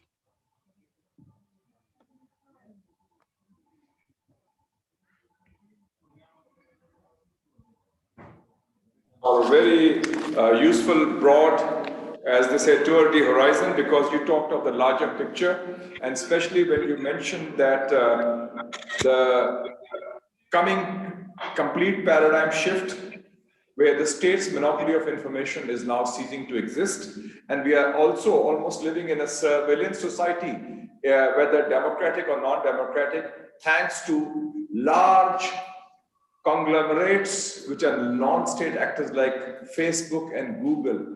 And let's not forget that when the US accused Russia of interfering in the 2016 American presidential elections, they said Russia used Facebook as the instrument. And it was done very skillfully, according to them. And the Voice of America asked me in an interview, what do you think of Russian interference in America's internal affairs?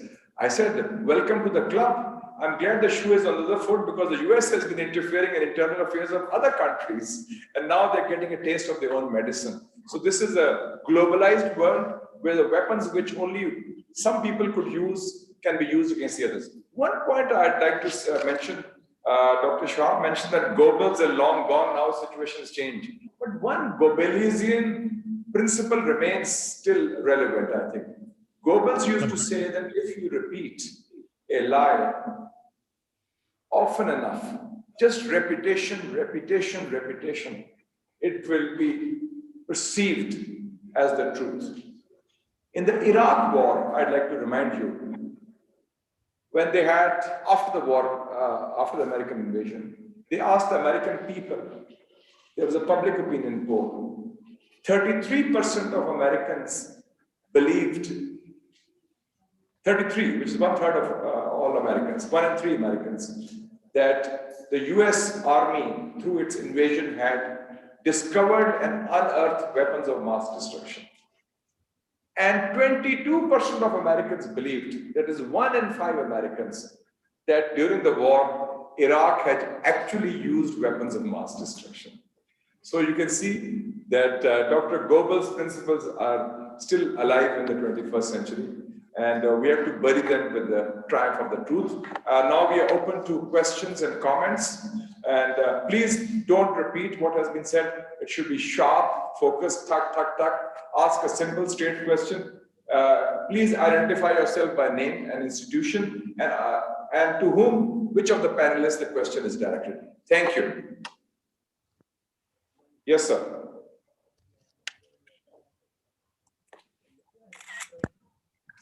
This is Aman Bajwa from YMK International Studio of Group. I have a question to you, Mr. Sheikh, instead of the speakers.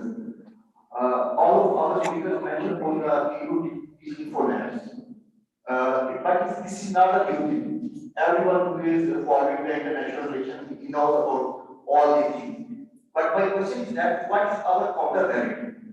And how successful we are to use it against India? And my suggestions are that being the chairman of the Senate Committee on Foreign Affairs, you have the privilege to engage the other parliamentary committees on foreign affairs regarding this particular issue. Why you are not using this? And the other thing is that, which is mentioned by the future speakers, Mr. Uma and from Bangladesh, is that India is using search engine optimization. So why you not collaborating with Ministry of Information Technology to invest on the search engine optimization for our narrative? Thank you, sir. Thank you very much.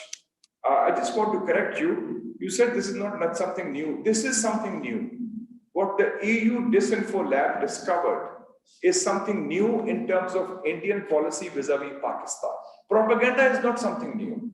Disinformation is not something new. But that a neighbor would go to the extent of trying to demonize, vilify, malign another neighbor in peacetime while they were having talks on Siachen and Kashmir, that is something new. That shows the deep animus of the Indian state and the Indian establishment towards Pakistan. So that's the. Secondly, about what we have been doing. I guess we have been doing something right, that Indians picked me to distort my statements on this issue.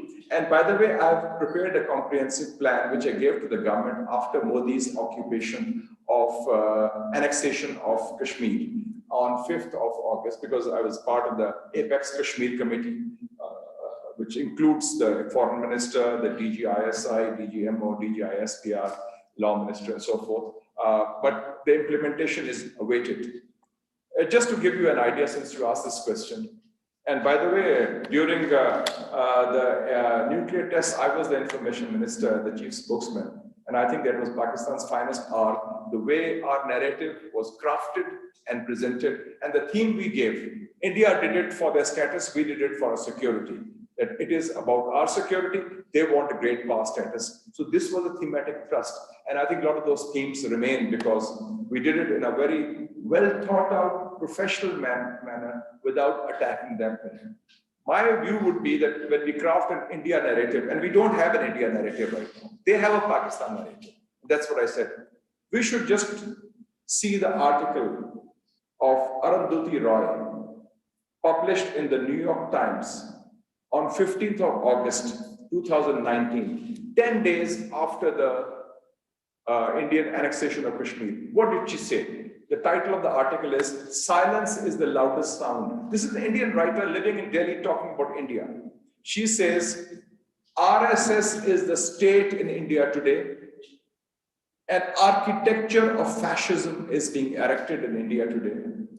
And there has not been a single year in which the Indian army has not been at war with its own people. Of course, we don't accept Kashmir as part of India, but other states, Nagaland, Mizoram, and now even the Sikh farmers. So I think there's a lot that can be done. If we don't do it, it will be a failure. Jo Urdu ka lafz hai, nalaiki hogi hamari, agar aap na kar sakte. Because Economist is not Pakistan. It's based in London, and they have a title story, Intolerant India. And I've already suggested to the military also to have an inter-services cyber command, because cyber warfare, this hybrid war, is a very key component, and the armed forces are part of that. Thank you. Next question. So my name is Anil Singh. I'm a retired army officer. Already is followed in process. So ये narrative बारे में कोशिश करो. EU disinformation labs are ये report first of all it appeared in the media and on the same platforms in 2019. Firstly, with almost same sort of packaging. But हमारे इदारे हम सब लोग मेरे सामने probably a bit harsh point, but we kept sleeping for 1 year. Then again reappeared.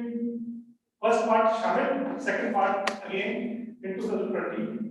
Or the most December 2020. 2020, and the most unfortunate part as brought up by Dr. Ngos, even today, you have been well related to the CPAC. सबसे बड़े जो themes हैं, they are about narratives are about CPAC, Pakistan, China, and getting together for CPAC. And in CPAC, they are targeting growth nationalism, they are targeting, say, Sindhi nationalism, Gilgit Baltistan was one part, then Pashtun nationalism, save PDM, save Pashtuns, one out of those demonstrations to Geneva with TKM. The late lady, Madam Prima Bloch, she appeared in one of the speeches. In fact, we have brought out that there were NGOs they have hired. Apart from the actual NGOs, the NGOs which had died, which were not there on the scene, since last 50 years, 30, 40 years, which are say silent, दापट हुई हैं, उन NGOs को use करते हुए उन्होंने videos बनाई हैं और उन वीडियोस और डेमोन्स्ट्रेशन को यूज करते हुए ANI पे करती है. There is a reporter coming, he is interviewing one of the EU members in Geneva. It is picked up by the ANI, and then it's written in media, entire media. What this disinformation campaign by India has done is that they have basically filled the minds and brains and hearts of their people with hate, not hate for Pakistan. Arnab Goswami's episode, 52% of Indian masses say they are 200 million. Jasa, please, because people are waiting for lunch also. So, agar comment hai aapka, to bada acha comment hai, give me your CV afterwards. And I just want to say what you said about the dormant NGOs. This is the BBC report. And just a moment. It says one particular NGO which caught the eye of the researchers was the Commission to Study the Organization of Peace, CSOP. The CSOP was founded in the 30s and won UN accredited in 75, but it became inactive. They revived that. And the man who was a dead professor, Louis Saul, he was affiliated with the NGO. What we need to understand is, I mean, this we know that. No, we have not been proactive, we meaning the state of Pakistan and also the institution of Pakistan in combating and countering. Gentlemen said two things. आपने इनका जवाब ही तरह मैंने दे दिया, अब उनका ना बात करें. You come to the point. First is that parliamentarians का एक अच्छा delegation under your command बने और EU. Please, I'm not in the government. I am just a member of parliament. But I'm suggesting ठीक है. Good parliamentarians, say 3-4 people, and in fact I would suggest media se ho, academia se ho, few people included, of course, they should go to the same EU. There would be another group. By the way, Raj Sahab, great minds think alike. We have already done that in 2019. We had this conference on Kashmir in the House of Commons. I took with me, it was my initiative as chairman of the Foreign Affairs Committee, the foreign minister. And we had the entire committee, which includes government and opposition. We spoke with one voice. That I myself took a group also to Strasbourg in the European Parliament to do the same thing. And Wajid Khan was there. He hosted us, and 25 MEPs showed up. So we are doing that. Thank you. Last year, the ANI accredited. We know Asian Youth International. इस news agency के लिए हमारे media की platform से जो अभी create to the media की platform से हमारे इंडियन एस समबडी इस प्रोफेशनल इंटरनेशनल लेवल पे मीडिया क्रिएट एजेंसी कि कैसे हो सकता है कि एक चीज को फेक करके. No, I have demanded that ANI should be blacklisted based on the evidence provided by EU Disinfo Lab, that this is an instrument of falsehood, fake news and propaganda, and this is actually part of the Indian DNA. ये fake news का जो falsehood है, आप देखें, instrument of accession on Kashmir is bogus truth. Nehru's views about the Qaeda again based on falsehood. तो Indian narrative में काफी कुछ चीजें we have been lagging behind in that. We should accept our responsibility. ये जो 750 या मीडिया आउटलेट्स की बात करते हैं, इसको मैंने समझने की कोशिश की. Matter research, it costs about $8 to make one media outlet. $8. You can, in fact, मैंने कहा कि पाकिस्तान में इसका नाम वो तो डोमेन नेम लेना होता है. You get the domain name. $8 to make one. Can I add? Thank you. General Lodi has a comment. General sir? generally whatever you asked to make input thing, they are doing a lot. What are we doing? And also said that you were sleeping and all that. Things have to be seen by the impact and effects that they create. Whatever we are doing, even if I knew it, I would not tell you. But just look at the effects, how India is getting exposed. So if you think it is all happening automatically, it is up to you. Any lady who has a question, because we have a gender imbalance in the questions. Ji. Assalamu alaikum. Thank you very much for this informed session. Thank you. I'm also another lady, created with an interview about and PhD candidate. In terms of I was studying post 9/11 militants in Pakistan in the context of geopolitics of South Asia. That was a area which was not addressed earlier. And part of my research also dealt with disinformation and media warfare and propaganda warfare. I would just endorse what has been said, but would also ask Dr. Salim Loki. He said that usually this question is asked that India is doing what India has to do, what we are doing. This question arises even if something is being done at the higher level. This question still arises because this is not conveyed to the common people. Even we researchers not often come across with the concrete information that what is being done at the state level. So why this lack of communication exists between our higher-ups and if not the common people, then it is with the scholars or the researchers who are engaged, who are informed and want to gain some information. And one point I just want to mention, Dr. Sani mentioned that we are not at war with India and whatever India was doing while we were at peace with India. My understanding is when we review the history of India-Pakistan relations, we had never been at peace with India from the very first day. But we can observe that they were more committed and more focused on what they have to achieve. We at times had not been that committed. So if you see this dichotomy, can you please further address? I'll take your second question first because you were first, then I'll ask Jalal Sahab. Let's not forget a very great achievement of Pakistan. We went nuclear despite all the pressures, despite all the opposition. It started in 74, completed in 98 through a period, and that is an equalizer. The only reason Modi and India is scared of Pakistan is because they know that factor is there. So that ensures a certain stability and certain peace in the region.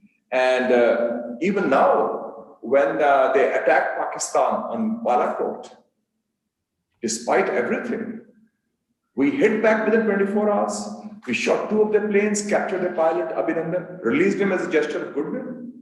So, and I remember CNN asked me, no, you have shot down an Indian plane. What will happen? A war is coming? I said, no war. He said, what will Modi do? I said, he will do nothing because Modi is a bully. India is a bully. And if they know we'll blink, then they'll be on us. If they know we'll hit back and we'll hit back hard, they'll back off. That is a sign of a bully. So I think that we have the capacity to deliver. There are issues that we have within our state and society and political system. But when it comes to the core interests, we know how to protect, promote, and preserve them. Jalal Sahab. Thank you very much. Senator admitted himself that we need to do a lot. And Indians are more focused against Pakistan in the narrative and all that. We probably are not that focused and we need to do more. So that goes without saying that there's always a room of improvement. But also remember, as I said, that you got to see the effects. If an Indian general said that ISPR has won the narrative game, so there must be something which is going on. So there are things which are going on. Some of these things you can see and feel. Other things you may not be knowing it, and they need not be told. But just look at the impacts. Yes, we need to do a lot. You're right. And even the enemy is recognized. And I quoted Badra Koman also. Any last one-liners or two-liners from our colleagues sitting in Bangladesh and Washington, D.C. respectively. Dr. Shahab Inam Khan, any last words you have to say, or Dr. Huma Bakai Saiba, please feel free, short and sharp. If any comments on the last words you want to add. I will just take 30 seconds over here. I mean, I was listening to the audience, and let me remind you one very interesting phenomena, that we're the first time in human history or civilization, we have become the most hackable animal ever. We can be hacked, our mind can be hacked by any multinational corporations the way they want it, whether it is state supported or by the private sector. So let's not forget it. So it is nothing to do with essentially one specific country, rather by any country or any actor who has interest on us. That's number one. Number two, Facebook or all these algorithm wants us to believe what they want us to believe. Don't forget that Google makes us to understand what is the new truth. Netflix tells us what to watch. And of course, Alibaba or Amazon tells us what to buy. Now, our income capacity, our consumption pattern will essentially determine whether we need nuclear weapons, whether we need any country as our enemy, whether we need media per se to tell us what to do and what not to do, supported by the vested interest group. So let us be very careful about it. Let us be very specific about it exactly. And I agree with what Mushahid Saib has mentioned, that his proposal for inter-services cyber command is one aspect, but there has to be other aspect, that how society will be looking into the cyber attacks and cyber bullies too. So we have a really, really tough time ahead, and how we will deal with it is perhaps it rests in the goodwill of the state and the governments. Thank you. Thank you, Dr. Shahab Inam Khan Sahib. I can only say, hey, Shoner Bangla, Ami Tumar Bhalobashi. Oh, Golden Bengal, I love you. That's the national anthem. Senator Mushahid Saab, just one word that I wanted to add here is that, you know, while we are talking about this information warfare and how we need to counter it, we also need to understand that for countries like Pakistan, perhaps India and Afghanistan, we have the youngest populations in the world, are also softer targets. Because you see, even if what India was doing, one of the strategies that they were using is that they were hiring very young students and interns to represent this point of view, to work as their foot soldiers. And these people became a part of this network, the state-sponsored propaganda campaigns, not even knowing what they're getting into. That's the danger of it. So I think it is how we raise awareness about it amongst our youth. They were fascinated by the fact that they would be allowed to go to the United Nations and speak about whatever they were asked to. And that was the most potent tool used. So their 80% force were young students, very young, impressionable minds. And I think that's where the challenge is. Thank you. Thank you very much for your words, and good luck to you, and stay safe. God bless you both in Bangladesh and Washington, D.C. Thank you very much, ladies and gentlemen. We have had so much food for thought. I'm sure you're waiting for the food now, which I believe is ready. So please join us for a nice, warm, hearty lunch. And it's a well-deserved lunch break. Thank you, General Saab, again for your words of wisdom. Thanks a lot. All the best.